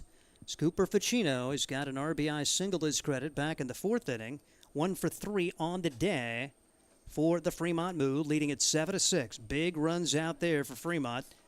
Pitch fouled back. And you think of all of those little things. Had the double steal when Hastings elected to throw it down to second to get a bonus run there. The total gifted run to tie the ball game back in inning number 5. And then you think of Hastings, runner at third, less than 2 outs, early in this contest, could not score. All those little things become big when it's a game like this, and the count goes to 2-1 on Cooper Ficino. And in this 6-game losing streak against Fremont, there have been way too many innings like this where you have not been able to get the big third out or the other team comes through. Pitch fouled away, 2 balls and 2 strikes. Fremont has just found a way to break the Sodbusters' hearts too many times this year. That was kind of the theme last year, but winning 10 of 11, but 6 of those games were 1-run contests, 1 or 2-run games, so Sodbusters played with them, just could not beat them. 2-2 pitch on the way. But it just feels like the talent level between the two teams is much closer this year, and there are a lot of positions where you feel like you wouldn't trade this guy for that guy. But Fremont has been hot in the second half and have found a way as they've lost only 4 times here in the second half standings. Line drive, right side. Duddleston comes on. Headlong dive. Out. There's a defensive play made by the Hastings right fielder, and Fremont is kept off the board for the first time since the 3rd. No runs, 2 hits, 2 big runners stranded. We'll circle that if the Sodbusters can rally. It's 7-6 as we head to the bottom of the 7th. This is Sodbuster Baseball. Core CPAs is your locally owned, full-service accounting firm. Our team of professionals have years of accounting experience and focus on building in-depth relationships with our clients. Our comprehensive and customized solutions are tailored to your specific needs. We pride ourselves in our commitment to integrity, objectivity, and professionalism. At Core CPAs, we provide tax services, payroll, bookkeeping, assurance and financial reporting, and much more. Visit our website at corecpas.us. Sodbuster Baseball is sponsored by Jerry Spady Chevrolet GMC. It's one of the many ways Jerry and Greg Spady, along with their families and employees, have proudly embraced a passion for giving back to the community. The folks at Jerry Spady Chevrolet GMC realize the importance of enriching and improving the lives of their neighbors. They've accomplished this through philanthropy and active personal involvement. Featuring the top new and used inventory in the region and a certified service department, Jerry Spady Chevrolet GMC, 2750 Osborne Drive East in Hastings, or at spady.com. Sodbuster Baseball, and hallelujah, Bobby Simmons is out after he had set the Sodbusters 6 up, 6 down. Sodbusters get their crack at Luka Vucevic. He is a Skyline College product, but more impressively from Auckland, New Zealand. So we got the Japan guy, Auckland, New Zealand. That is a road trip, and we get a chance to see Luka come in. And he'll be facing the Hastings Sodbusters, 4, 5, and 6 hitters. Vucevic on the year, 1-0, a 1.4 ERA, so he's been one of their good guys. They have a solid team ERA. Ninth appearance, 19 2/3 innings, allowing 11 runs, 7 of them earned, 12 hits, 13 strikeouts, and 10 walks for Luka Vucevic. Hastings Sodbusters will have Sawyer Duddleston, Ryan Jarvis, and Fred Bond come up. Sawyer still buzzing about that diving grab. It's cool to make a diving grab with nobody on and nobody out, but in a game like this, Sawyer Duddleston dives to probably save 2 runs for the Hastings Sodbusters. That is a captain-like play, Ryan Valenta, to end the top half of that 7th inning. And you've got to have some momentum there. I feel like that will definitely give the guys a little bit of a spark, and especially if Sawyer can get on here whatever way possible, that would really just give the guys whatever they need to get going. And for Vucevic, seeing the Busters for the second time this season, back on the 21st, he only pitched 1 inning but had to face 7 batters to do so and allowed a hit, 2 runs, walked 3, and hit 1 batter against Hastings. So he's been a guy who has struggled a little bit with command in this summer season so far, and you like your odds if you're the Sodbusters. And man, I mean, just Bobby Simmons must have been on a pitch count or something. Maybe they want to save him and use him tomorrow, but man, Sodbusters, hopefully they can make Fremont pay here for maybe trying to strategize their reliever, who was perfect through 2 innings. And he threw 31 pitches, so he can't pitch tomorrow. So he just hit that realm. Oof. If you're under 30, you could come back tomorrow, so he'll not be able to pitch tomorrow, which hallelujah for that, the way he looked against the Sodbusters. Sawyer Duddleston, it's about time to get hit by a pitch. It's already been 2 at-bats since you got hit, so trying to get that leadoff man aboard as he got hit once again today, earlier in the contest for the 20th time. The Hastings Sodbusters seeing Duddleston be a very patient batter, too. He will take a lot of pitches, has an RBI single to his credit, and ahead in the count, 2 balls and no strikes. Sodbusters down by 1, bottom of the 7th. Vucevic looks into Ficino, brings the pitch. 2-0 delivery is taken high. 3 balls and no strikes. And Duddleston certainly not averse to taking walks. A guy who leads the team in on-base percentage, Sawyer Duddleston. Stands in the right-handed box. Jarvis waiting on deck. Fred Bond will be the 3rd hitter. 3-0 pitch on the way. Ball 4. Just what the doctor ordered. Sodbusters getting into the bullpen as Van Hill works the first 4. Bobby Simmons, perfect relief outing, and he gives way, and the Sodbusters have the tying run on. Nobody out, and here is Ryan Jarvis. Ryan Jarvis breaking through with a single his last time up, 1 for 3 for the left-handed batter, and can do a lot of things defensively. Love him out in left field, and he's a really good first baseman as well for this Hastings Sodbuster team as Duddleston leads away. Pitch for a strike to Ryan Jarvis. Sawyer, playing his second to last game for Hastings, has already planned his next trip, so he is going to be ending his Sodbuster days tomorrow. 0-1 pitch, bouncing ball foul. And Jarvis going to have to battle. If nothing else, move Duddleston on, get him into scoring position for the guys behind you. 7-6, Fremont with single runs in the 5th and 6th to retake the lead after Hastings had come back to grab the lead. Now Jarvis sees this one come inside and hit him. So Vukcevic, 0-2 pitch inside, and Ryan Jarvis just about 16 or 17 hit batsmen behind Sawyer Duddleston, and he gets an opportunity to get on here. First and second, nobody out, and here comes Fred Bond, Jared Delgado, and Luke Ray trying to get a big inning going for the Hastings Sodbusters. That was a stat I was waiting to put out on there. Figured it was going to happen. 14 hit batters for Vukcevic now in his summer season. The next most is 6 hit batters for a Fremont pitcher, and that's now 5 straight games he has hit a batter. And like I said, liked the Sodbusters' chances against this guy, and I feel like that's what head coach or one of the coaches, can't tell exactly who that is, but trying to calm down the pitcher right now and saying, all right, this is a key moment here. I mean, nobody out. Sodbusters have first and second now, and for 2 teams that have to play each other tomorrow, it's all strategy from here on out, and especially for Hastings, which we have said time and time again needs so badly to win this game. But can Vukcevic find the zone? Believe that's Ben Asher, associate head coach out there, as Ryan Jarvis hit by the pitch for the 6th time this year, as he is 3rd on the team in that particular category for Hastings. The next most behind Sawyer Duddleston, who's got 20, was Alexio Delgado, who was at 9. First and second, nobody out, a walk and a hit batsman. The corner infielders are in, expecting a bunt. Fred Bond has already squared.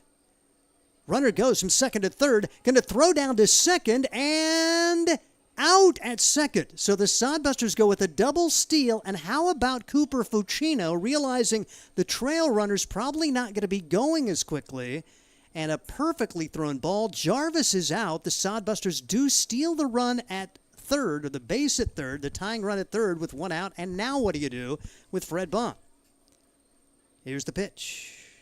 It's missing. 1 ball and 1 strike. The infield now playing in, hoping to cut down that tying run at the plate. It's a great job for Fucino to basically take the out given him, if you will. So he went for the trail runner. Fred Bond trying to drive one to the outfield, sac fly to get the run home, but he's down to the count. 1 ball and 2 strikes.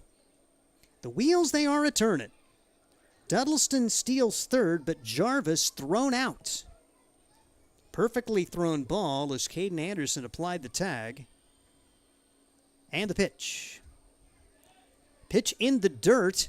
Bond will try to take off, and the Sodbusters can't score the run from third.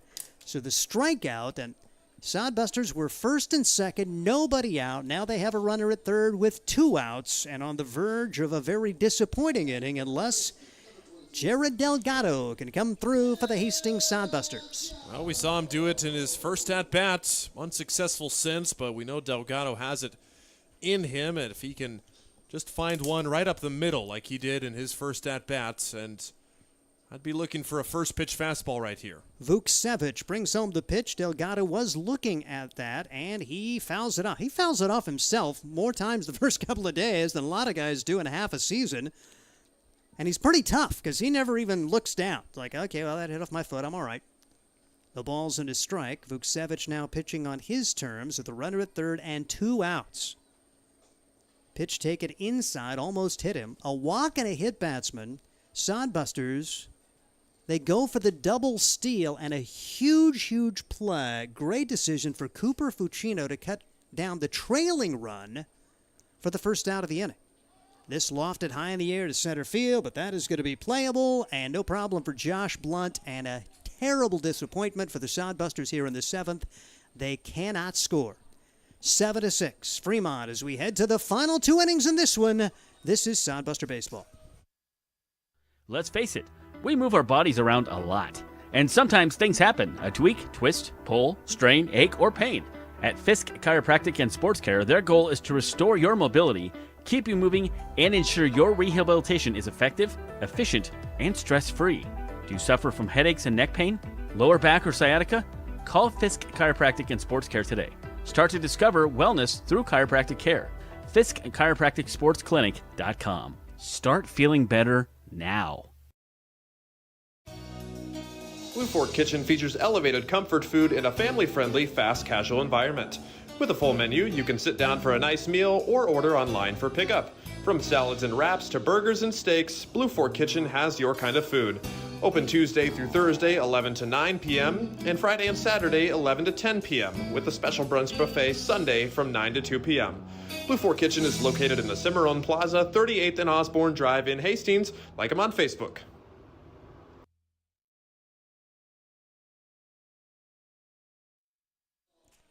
Head of the 8th inning, the Hastings Sodbusters still down 7-6. Big disappointment for Hastings in the 7th. To take you home, here's Ryan Valente.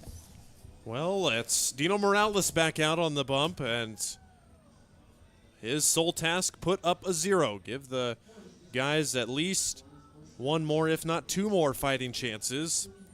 Sodbusters will have the bottom of the inning and perhaps the 9th inning. But you got to tackle the object in front of you, which is getting another 0 against the middle part of this Fremont lineup. Carter Sintek set to lead things off. Dino back out for his second full inning of work. How about the job by him, stranding second and third with only one out.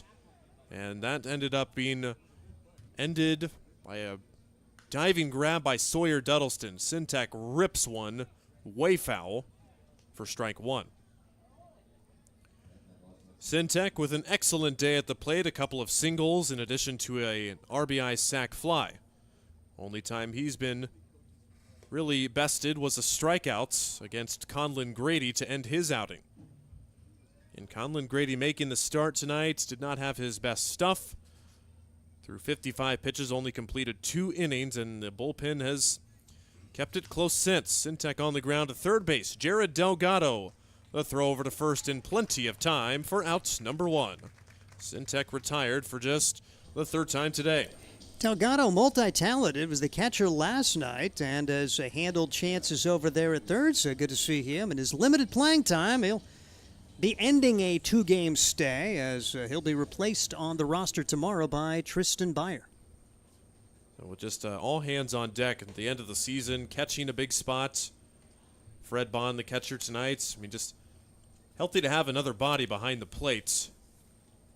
Well, Fred probably just shaking some rust off here. Tonight's game, got to give Fred credits. Had a little bit of a tough time behind the plate and at the plates, but being gone for over a month can do that to somebody. Tough to get back into a rhythm.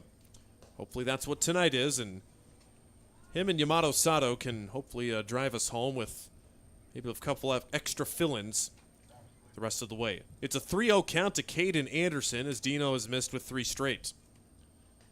And make it 4 straight. 4-pitch walk for Dino Morales, and the walk bug seemed to die off a little bit in the middle parts of the innings, but past few innings now, the walks are coming to rear its ugly head again. Give Fred Bond credit. You know, he came back from that long trip away. If I'm coming back and thinking, yeah, I'll meet you back in Hastings. No, he comes back and goes to Casper as he played in that Casper series, went 1 for 5 in one of those games there. So Fred Bond, he did make that long road trip before coming back and playing here. So, yeah, correction made. First game back here at home is right, yeah. What I was trying to say, but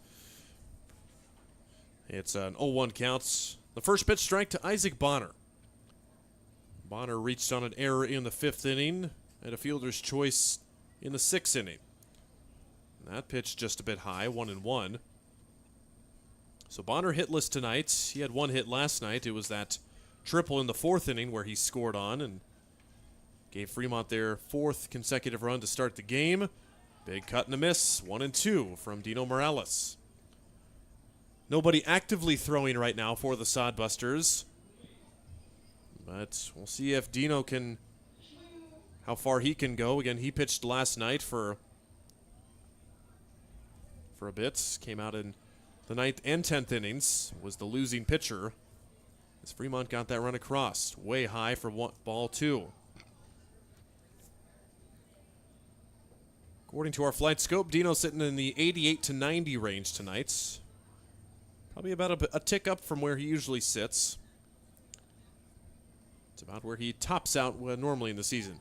Pickoff throw to first is close, but not in time. Caden Anderson back in safely. He tried to steal in the 3rd inning, did Anderson, and was gunned down by Fred Bond, who threw out just his 3rd runner this summer season. 2-2, hit on the ground to the right side. Luke Ray off his glove into right field. Runner going to for second to third. The throw from Duddleston is there. He's out! Sawyer Duddleston with the hose. Caden Anderson makes another out on the base pass. All hail Sawyer. All hail Sawyer. The arm does it again. It was the glove last inning. It's the arm this inning. An outfield assist. Catches a greedy Moo trying to advance the extra base. And I don't know if you're greedy or not. 95% of the time, you're going first to third on that particular play, and Sawyer Duddleston does it again with an outfield assist and a large, large second out. Oh, my goodness. Well, my goodness, that's a huge momentum booster for the Busters, and I thought no way were they going to get him at third. Maybe the throw will be there, but it'll be a little bit late, and Sawyer gets him. Dean Reynolds will try and reignite the fire now as Sodbusters throw water on that blaze that was looking to be trouble. Pitch in there for a strike, 1-2. The official score on the last play, they give Isaac Bonner a single, and he records his first hit tonight. So Reynolds down to his last strike, 1-2 with 2 outs. Up high, ball 2. Yeah, just a very uncharacteristic defensive game for really both sides. For the Sodbusters especially, they've had a couple of calls ruled hits that definitely could have been errors. 2-2 out of play to the right side. Honestly, if I'm keeping score, I've got the Sodbusters at 5 errors by now. But trying to get the task at hand here. Error or not, Dino 1 pitch away. Swing and a miss, strike 3. Dino closes the door after Fremont threatens but does not score for the second straight inning, and we go to the bottom of the 8th. The Sodbusters with the momentum. Can they finally break through and get this lead back? Find out right after the break. Sodbuster Baseball is sponsored by Jerry Spady Chevrolet GMC. It's one of the many ways Jerry and Greg Spady, along with their families and employees, have proudly embraced a passion for giving back to the community. The folks at Jerry Spady Chevrolet GMC realize the importance of enriching and improving the lives of their neighbors. They've accomplished this through philanthropy and active personal involvement. Featuring the top new and used inventory in the region and a certified service department, Jerry Spady Chevrolet GMC, 2750 Osborne Drive East in Hastings, or at spady.com. Hi, I'm a baseball umpire. My job can get pretty stressful. I have to keep my eyes open at all times, and if I don't make the right call, people boo me. So to relax, I visit a Nebraska lottery retailer like this one and buy some scratch tickets. It always calms me down. Hey, you cut in line. I did not. All right, you're out of here. Hey, he didn't cut. All right, you're out of here. I feel better already. The Nebraska Lottery. Top prize odds vary by game. Crunch time for the Sodbusters, down by 1 run with their season potentially on the line tonight if they want to keep playing in August. The Independence League Championships right around the corner, and the Sodbusters fighting with Fremont potentially for that second spot.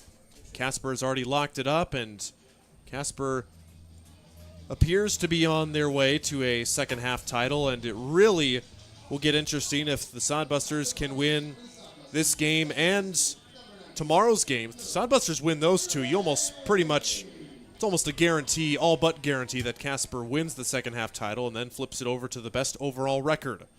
Luka Vuksevich back out for his second inning of work. Will go up to battle against Luke Ray, Kyle Hiltbrand, and Taylor Gill. The scheduled hitters 8, 9, and 1 in the Sodbuster lineup. So you will get to your top guys at least one more chance in this ball game, whether that may be this inning or next. Pitch outside, 2-0. Mentioned Vuksevich's wild command showing at times. He walked the first batter he faced. He hit the second batter he faced. And the Sodbusters couldn't push anything across. Heck of a play, like we told you about the catcher Cooper Fuccino with the caught stealing. And the strikeouts and the flyouts to get them out of trouble. 2-0 pitch. High, ball 3. 3 straight have missed. And you wonder, does Fremont trust Vuksevich to keep going? Or how long of a leash he has? Does Fremont have another guy to go to? Ball 4. 4 misses in a row, and Ray will reach first with the walk. Good at bat. Mechanical engineering major, does some nuclear stuff on the side. One of the more intelligent guys that we've had an opportunity to visit with, and really smart at bat there. Not trying to do too much. Just hand the bat off to the next guy, and we'll see if Hastings can find a way. Both these teams really frustrated the last 3 half innings with opportunities that have gone by the wayside. Kyle Hiltbrand looking for a hit. He's been in a little bit of a hit drought. His last hit coming over 2 weeks ago. Wild pitch back to the screen as that one was yanked in the opposite batter's box. Ray advances to second. Tying run at second, nobody out. Prime opportunity for the guys to get back in the scoring column. They have not been on the board since the 4th. 3 runs each in the 2nd and the 4th for Hastings for their 6 runs tonight. Vuksevich's 1-0 pitch to Kyle Hiltbrand. After a long look at second base, oh my goodness. The Sodbusters, that is at least the 4th, maybe 5th time a Sodbuster batter has fouled one off a lower extremity, and that one smarts.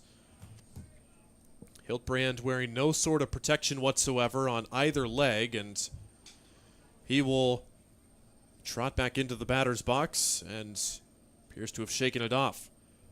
Kyle's last hit on July the 2nd against the Plainsmen. He's seen sparse playing time since, but he would love to get his buddy Luke Ray home right now. High, ball 2, 2-1.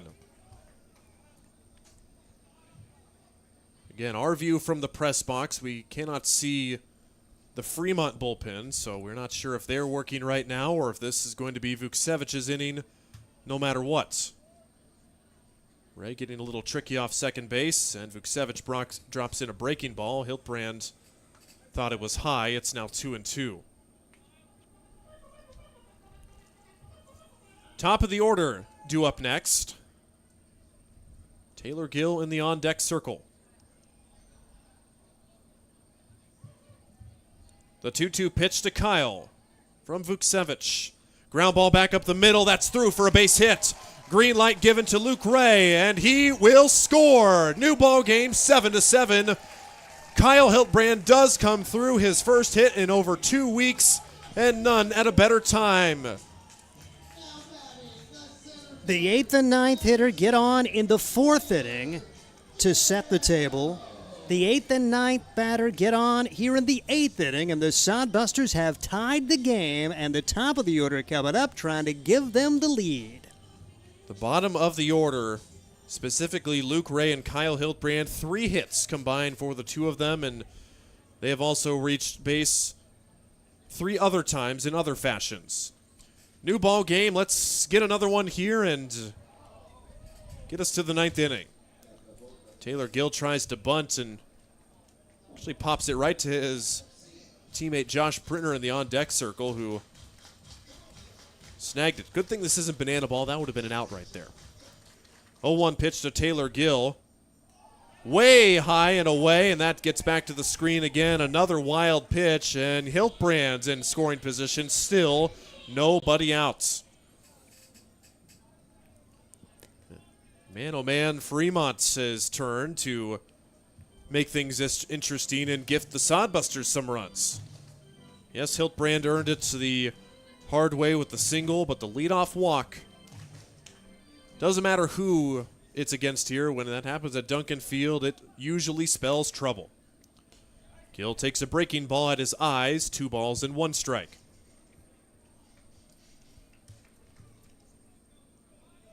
Approaching 3 hours of game time here in the 7-7 ball game. A little bit short of our previous 12-10 expectations after the 4th inning. A good sight to see. 2-1, too high for ball 3. Which needed to be in Pier today. 12-11 Oahe. I don't know if the game's over. It says delayed in the top of the 9th. They started a half hour after us, and they're on the verge of closing things out. Well, if that's the case, hopefully they just forgot to hit final in Oahe. Got the win there. That would be big to hand Spearfish a big loss.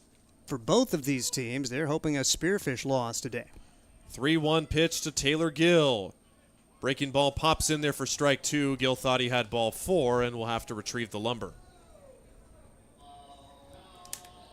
Fremont might have gotten away with the call there, just a little bit up according to our flight scope. Now a full count pitch from Vukcevic. What does he go with here? Hasn't really consistently located any of his pitches well yet. Let's find out. High for ball 4. That one for sure. Taylor Gill makes sure, and he earns a hard-earned walk. It's first and second with nobody out. And you know Gill's heart sank just a little bit. Because he started to toss it away. I better be ball 4. Huge. Nobody out. Sodbusters just where they want to be. How about multiple runs right here? They've tied it already. It looks like Fremont is going to come to the mound, and they do have somebody apparently ready. Their head coach is looking down in the bullpen. Connor McGonigal will make the call, and Sodbusters trying to win it here, or at least take the lead and have a chance to win it in the ninth. Love the idea. Get a few, make it easy, and don't give Fremont a chance to get back in this. New Moo coming out from the pasture, and we will tell you about him right after this. Hastings Sodbusters baseball's in full swing, bringing you another fun-filled summer of high-level collegiate woodbat baseball at historic Duncan Field. A great way to spend a summer evening with your families at a Sodbusters baseball game. Go online to HastingsSodbusters.com for their home game schedule or to purchase tickets. Hastings Sodbusters baseball. It's a hit. Got the spirit of the game. The Hastings Sodbusters. Dog Roll Patrol provides reliable and professional pet waste management services in the Hastings area. Hire Dog Roll Patrol today and spend more time enjoying your furry friends and less time cleaning up after them. Depending on your location and number of pets, Dog Roll Patrol will work with you to come up with a schedule that best fits your situation. Dog Roll Patrol takes great pride in their work. Family owned and operated out of Hastings. Get a free quote and details on the services at dogrollpatrol.com.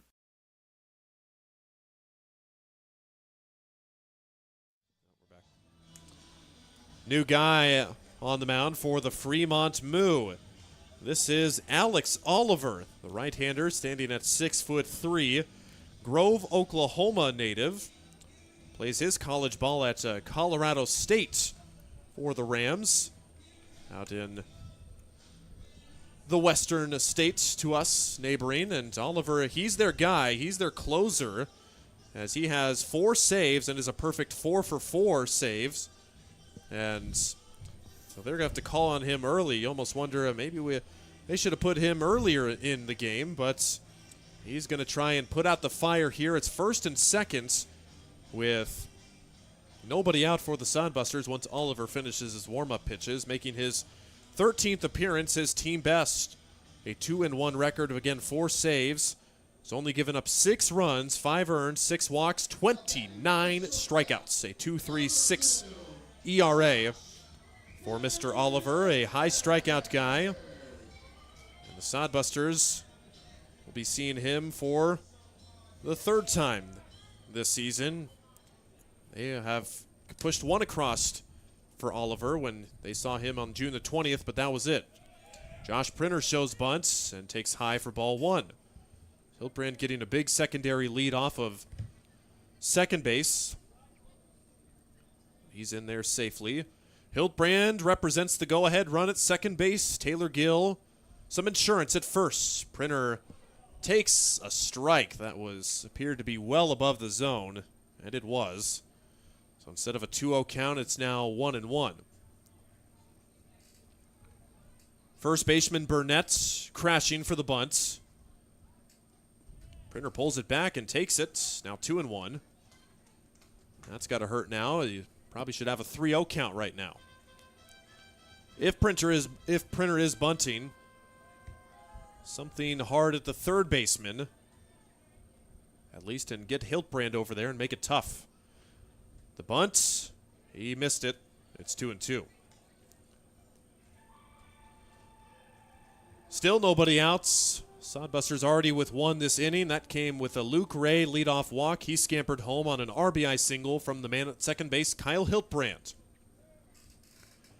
2-2 from Printer. What a block by Fucino, and very untraditional stops for Fucino behind the plates. He's standing up when he's blocking those instead of going down to the knees like, traditionally you would. But perhaps expecting something crazier to happen. 3-2, fouled out of play to remain a full count. Printer tonight with an RBI single back in the second inning. Since then, he's reached on a fielder's choice, but been retired the other 2 times, 1 for 4 tonight. Printer came up in a big spot against Casper over the weekend. Outside ball 4, the breaking ball just misses, and not by much. Very, very close, but no cigar, and it's bases loaded with nobody else. Bryce Ronan will be called upon, and Kyle Hiltbrand will also be lifted for a pinch runner now. Alexiel Delgado will take his place. So Weiser, head coach for the Busters, going with a tad bit more speed. Delgado definitely faster than Hiltbrand, but not by much. And Delgado can play center field. And we probably move Taylor Gill over to left field in the defensive half of the inning. Bryce Ronan swinging first pitch in play to first. They're going to come home. A triple clutch by the first baseman, Burnett, but he still throws home in time. Oh, you held your breath there. 1 clutch, 2 clutch, 3 clutch. Burnett still makes the play. It's a force out. Bases remain loaded, but now with the first out of the inning. Large play right there. Sodbusters still a chance, and you like where you are in the order. We'll see if Sawyer Duddleston, who has done a couple of great things defensively, he's got an RBI single to his credit. Can he come through here with the go-ahead run batted in? Sawyer Duddleston, they call him Goose on the team. Why? If you've seen Top Gun and you see Sawyer Duddleston up close, there's your answer. Can Goose come through here again? Like Steve said, a couple of sparkling defensive plays. He will! RBI single, 1 run is in. They will stop station to station.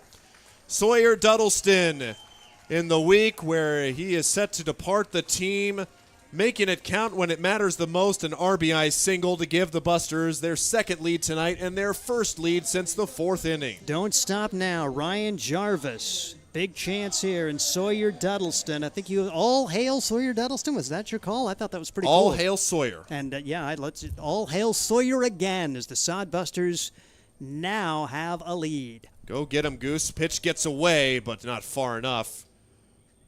And did Jarvis offer at the pitch? He did not. Sodbusters might have gotten away with that there. I thought Jarvis offered at it. But it's not called by the home plate umpire, and the appeal out to the field umpire says no swing. Printer at third, Ronan at second, Duddleston at first. 1 out for Ryan Jarvis. High strike called for strike 1, 1-1.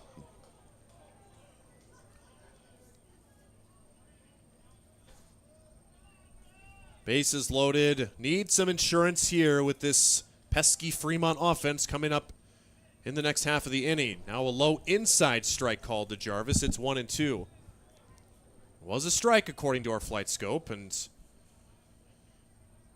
right on the corner. The 1-2 from Oliver, grounded softly but foul just beyond the first base line.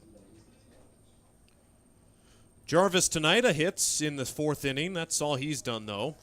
He was hit by a pitch, and he was caught stealing in that big 7th inning where the Sodbusters very likely should have gotten a run across, but did not.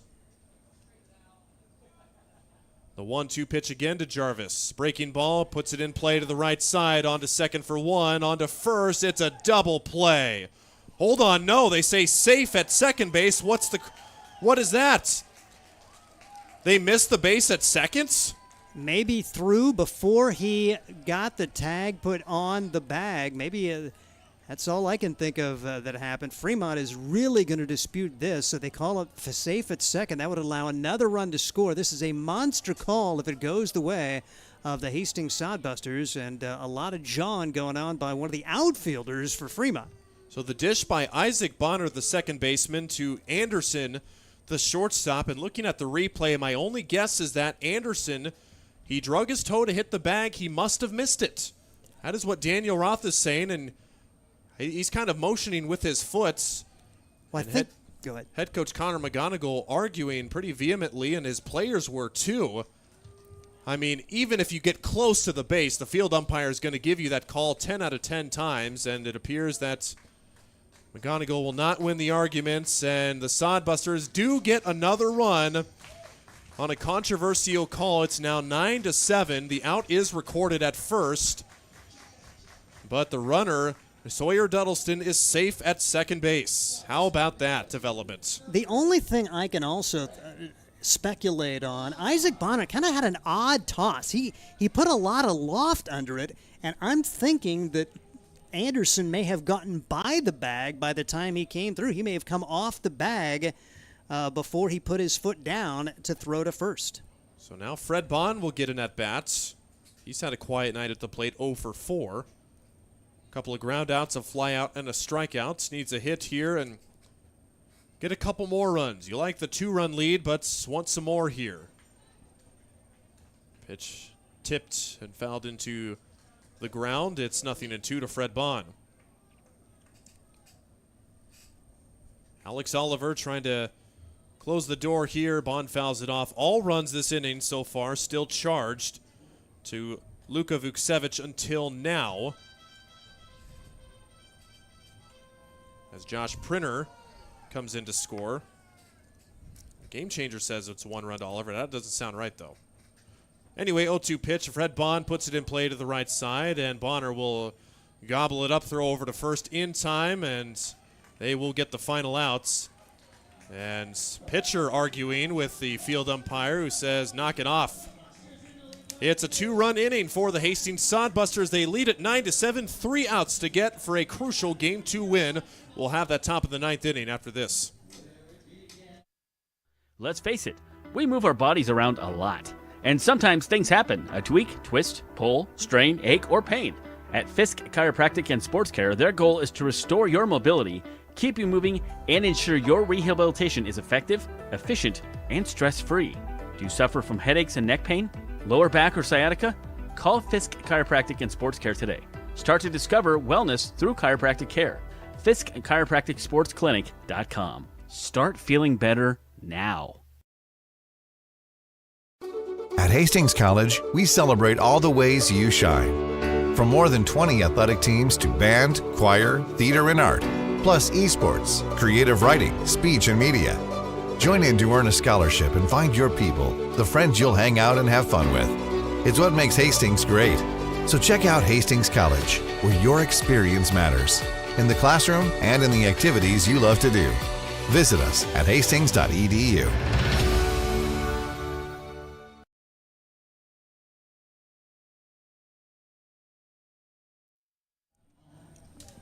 Three outs to get for Dino Morales. Trying to get the final 3 outs of the game and win this one in comeback fashion. The Sodbusters trailing multiple times by as many as 4 runs early. Fremont scored the first 4 runs of the game, and the Sodbusters have since outscored Fremont 9-3.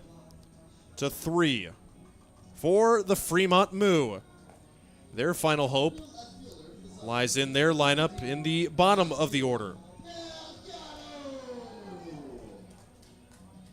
As Dylan Brandenburg will get the first bat. And Trey Brooks will be the next batter, followed by Josh Blunt. Defensive changes. Interesting. Delgado goes to left, as you will see Gill stay in center for the Hastings Sodbusters after Delgado ran for Hiltbrand there in the 8th inning. Delgado primarily a center fielder. Can't remember the last time, if ever, we've seen him in left field here at Duncan. And Taylor Gill, for the most part, has been playing left field. Ground ball on the first pitch from Brandenburg. Over to Jared Delgado. The lob throw over to first, and plenty of time. 1 pitch, 1 out for the Sodbusters in the 9th inning. Good job for Jared Delgado to play his position at third. Here's a guy who was caught catcher yesterday and has handled all his chances. One large out as the Sodbusters are 2 outs away from a tremendous come-from-behind win. Can they finish the deal? Trey Brooks, who was retired for the first time in 4 tries last at-bat, takes strike 1. 0-1. Brooks walked, hit by a pitch, singled home a run, but then lined out softly his last time up. 0-2. 2 quick strikes. And Dino working quickly here. He's now at 40 pitches after pitching last night as well. See you later. 3 pitches. Back to the dugouts. Busters 1 out away from the comeback win. And it would be really cool for Dino Morales. He's been the victim a couple of times as he's 0-2 on the year and just had hard luck losses, including last night. It would be really cool to see him rewarded for a tremendous relief outing if he can get 1 more out. Dino's last obstacle for the moment, Josh Blunt. If we were in a hitter-friendly ballpark, I would say the best thing that Josh Blunt can do is make it a 1-run game, but still nothing over the fence here in the Independence League for the Sodbusters or their opponents yet this summer season. By this time last year, we already had 3, but nothing yet. Blunt will single through the right side, and that does bring the tying run up to the plate in Carson Burnett's. Josh Blunt with his 2nd hit tonight in as many at-bats. Really hoping you wouldn't have to see Burnett, who's been swinging it pretty well. A double and a single his first 2 times up there. He's also scored twice for the Fremont Moo. 1 out still left to get. And Carson Burnett, he said, has been swinging it well. A double, a single, a walk. He's 2 for 4 tonight. Check swing. No swing call. They check out to the field umpire. Didn't go. Wow. That looked like a swing. So it's 1-0 instead of 0-1. Burnett's trying to get on. He grounds it up the middle. Luke Ray off the glove and will have no play. A tough play. And Ray has just been on the short end of just about everything sent his way tonight. Give him credit, though. Everything has been extremely tough at him. But Fremont's still with life. And another guy you're really not excited to see come to the plate if you're a Hastings Sodbuster fan, Cooper Fucino, who has been their dude during the course of the year. So you got power versus power with the game on the line in the 9th. No action in the bullpen. This is Dino's game. First pitch almost hit him. And Morales' pitch count again climbing. It's just 1 out to get. The tying run is on first base. Fucino, 9 for 21 coming into the game for the Moo against the Sodbusters this summer. He has been the best Sodbuster killer in those 10 games. He has an RBI single tonight, but has been quiet otherwise. The wind has completely died down here as well as Duncan Field. Fly ball soft into center field. Printer out. He can't get it. And it's fielded by Gill. A run's coming home and scores. It is a 1-run ball game on the RBI single from Cooper Fucino. And after base is empty, 2 outs, the Fremont Moo are a base hit away from potentially tying this game. Can you believe it? Really good pitch for Dino Morales as Fucino totally jammed, didn't get anything on it, but it fell between Printer and Tater Gill, and we will see an opportunity for the head coach to come out. It's Danny Weiser visiting with his infield now. And how big is that insurance run now in the bottom of the 8th? The Fremont is still irritated by that, I'm sure, on a controversial fielder's choice call when it looked like they were going to have a double play. Sodbuster, sometimes that 27th out is the toughest one to get. Can they get it right here? Crowd getting into it a little bit, and they need to get these guys going. And Dino doing some arm stretches on the mound. He is probably about out of gas. Carter Sintek bats for the Fremont Moo. Ball one inside on the breaking ball and didn't miss by much. It was just a bit up, actually, according to our flight scope.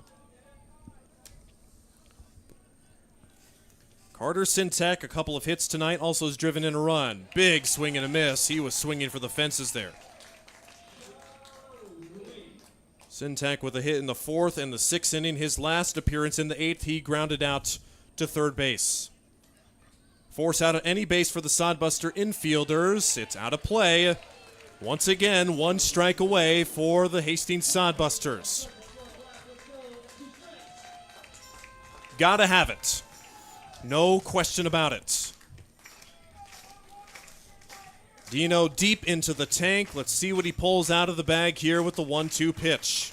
With a dangerous hitter at the plate. Fouled off, and Sintek laid on the fastball. And Dino pumping that thing in there, probably on fumes. Dino now above 52 pitches in his outing. And that is well above his season total in any outing, which was previously 48 pitches in his first appearance. 1-2 again. Ground ball to the shortstop. Josh Printer flips to second. They step on the bag, put it in the books. The comeback is complete. The Sodbusters come back and win it 9-8, but not without a little bit of drama. And would you have it any other way? No. A thriller from start to finish as the Sodbusters win and snap their 6-game losing streak versus Fremont. And with a big win, still very much alive in the last half of the Independence League playoffs with a pivotal rubber match coming up tomorrow now. The one-run win for the Sodbusters is a 9-8 final, and we will bring up our post-game.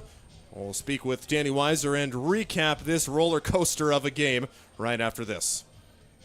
Hi, I'm a baseball umpire. My job can get pretty stressful. I have to keep my eyes open at all times, and if I don't make the right call, people boo me. So to relax, I visit a Nebraska lottery retailer like this one and buy some scratch tickets. It always calms me down. Hey, you cut in line. I did not. All right, you're out of here. Hey, he didn't cut. All right, you're out of here. I feel better already. The Nebraska Lottery. Top prize odds vary by game. Dog Roll Patrol provides reliable and professional pet waste management services in the Hastings area.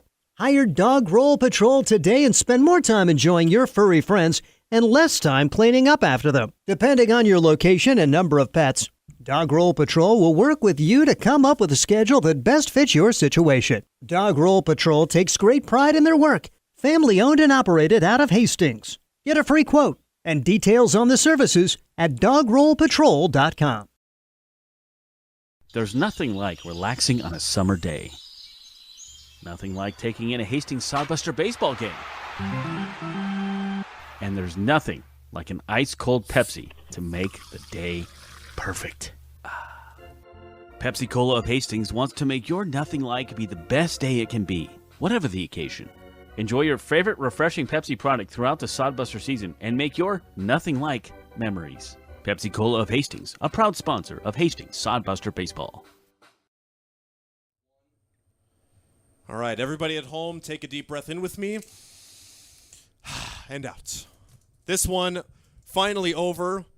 Heart palpitating for the last couple of innings, and even in the early going too, plenty of theatrics and plenty of emotions on the field in this crazy game 2 of this series, and tensions getting a little bit high after the end of the game. We saw, well, didn't see, but we saw while we were away after the handshake line, guys from each side jawing back and forth with each other. This is a high-energy game and a pivotal point in the season because Fremont holds that potential spot in the Independence League playoffs if Casper can win the rest of their games, and Fremont holds suit, and the Sodbusters needed this win tonight so badly, and they come from behind multiple times to win it 9-8. And Steve, I probably need a blood pressure pill or two after this one. How about you? I threw my pen a lot, and this was a game that it was ugly, it was ragged. As far as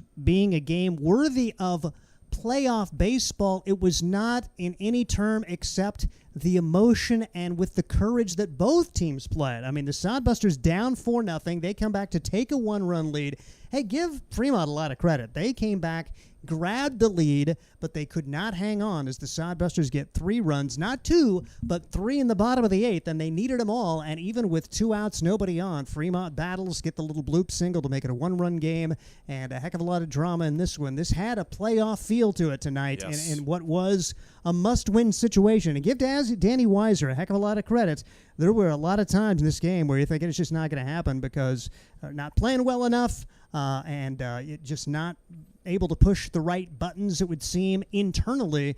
But Danny kept him up, and the guys kept battling and getting enough pitching down the stretch and finding a way to put the runs on the board there in the 8th when the offense had kind of got a little stale, if you will. I would agree. And got to the bullpen and got to the right guy in the bullpen and able to get the 3 runs on the board. And Dino Morales comes in and has a very courageous effort with his long relief outing. Keep in mind, he threw almost 20 pitches yesterday, followed that up with 50 today, and picks up a win in relief. I mean, and if you look at the stat sheet, too, the Busters won at 9-8. They were out hit 14-10, too. Fremont with over a dozen hits tonight. Sodbusters a couple under a dozen hits tonight, but they get the 9-8 win. And, I mean, you can point at several different spots in the game for the Sodbusters and even Fremont as well. Why the heck did they do that? Why didn't they put this guy here? Why didn't they run that play? I mean, call it what you will, just a back-and-forth game all night.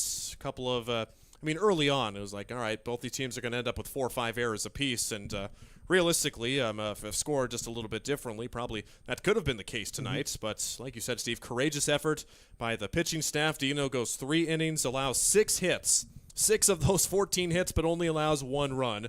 Only walks 1 and strikes out 2. The first 2 pitchers, Conlon Grady and Creed Martin, walk a combined 5 in the 4 innings, but the last 2 pitchers, Creighton Jacobitz and Dino Morales, only combined for 2 walks, and the Sodbuster pitching staff ends up striking out 8 hits.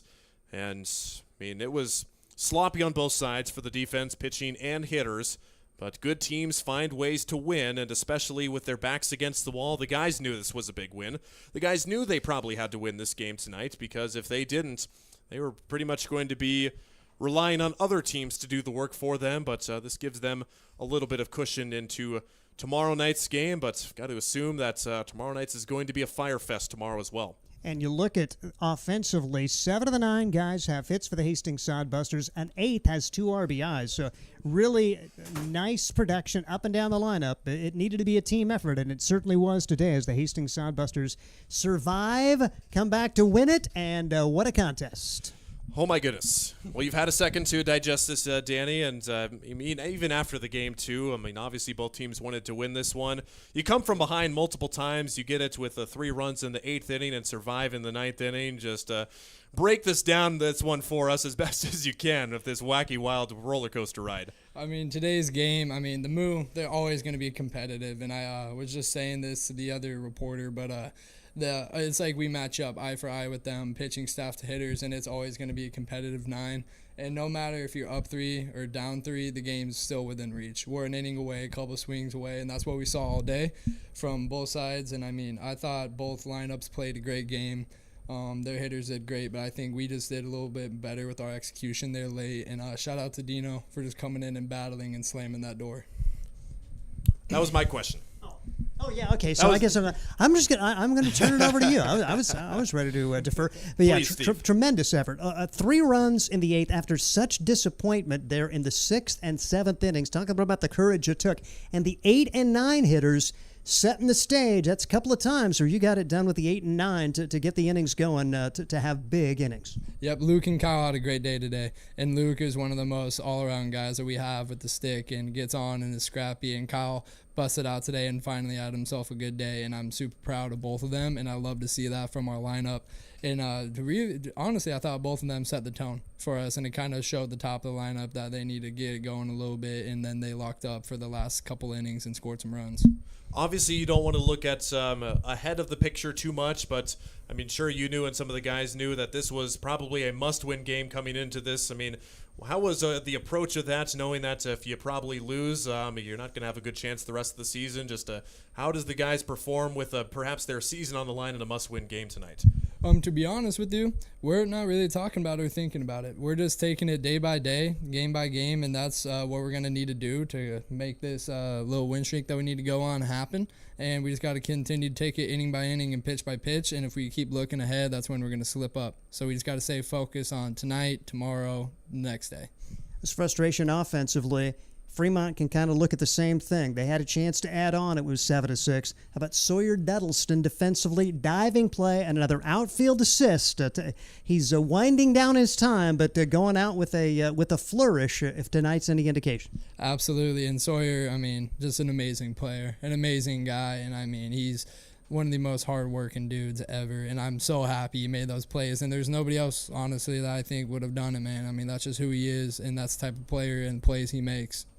After the first few innings, too, Conlon Grady and Creed Martin, who made his Sodbuster debut, personally, us in the booth are thinking, oh, man, this one could get ugly, but Creighton Jacobitz and Dino Morales really setting the tone the rest of the way. Do you say anything to the guys in between those middle innings when your offense was a little bit stale and Fremont kept scoring, or just what was the tone that got the guys the spark in the late half? And I think it was just we got a little quicker innings with Creighton out there, and he went out there and mowed and did his job, and I think it was just getting the guys in back in the dugout a little bit quicker. I think we were just leaving them out there on defense a little bit too long, and Creighton came in, no walks, limited all day, and was just shoving the zone. Same thing with Dino, and when we have both those guys on the mound, I know our defense is expecting the ball and they're ready at all times. Now, it was a little ragged defensively today. Talk a little about Creighton when things weren't going well behind him to continue to throw strikes and try to minimize. I was super proud of him. And, he's going into his sophomore year, so he's still a very, very young guy. And that's the hardest thing to learn as a pitcher is what are you going to do when your defense isn't behind you? And, to continue to throw it in there and trust them and keep getting ground balls shows a lot about his character and the type of young man he is. A lot of emotions on the field after the game. Some guys exchanging words after there, too. Obviously, these teams are racing for this second half Independence League title. You kind of had to shove the guys back a little bit. Great to see they play with their hearts on their sleeves. Just what would you tell them after the game, especially with probably a high emotion contest set for you tomorrow? I just told them to focus on us. Let our play do the talking. Let them, if they want to go ahead and chirp at them after a loss, let them do it, man. That's what losing sounds like, and I think we're just going to continue to focus on staying on us and just being a classy team. And I just told them to make sure, man, don't let that stuff affect you, because that's all they're trying to do is rile you up and get under your skin and just let the play go ahead and talk for them. Keep the momentum up, Danny Weiser, and best of luck tomorrow. Head coach Danny Weiser here at Duncan Field for the win for the Hastings Sodbusters, and a much-needed win as Hastings got the final 3 runs of the game home in the 8th inning before Fremont was knocking on the door. And oh my goodness, Steve, we were holding our breath here with a tie-and run in scoring position for Fremont, but sigh of relief rather. And for the Sodbusters, would have had this one any other way, even though this one took a little bit longer than we would liked. But just excellent performance by the guys tonight. Let's look at the numbers real quick before we send you on our way. Taylor Gill, Sawyer Duddleston, and Kyle Hiltbrand, each with a multi-hit game with 2 hits. Josh Printer, Ryan Jarvis, and Luke Ray, and Jared Delgado, all with 1 hit each.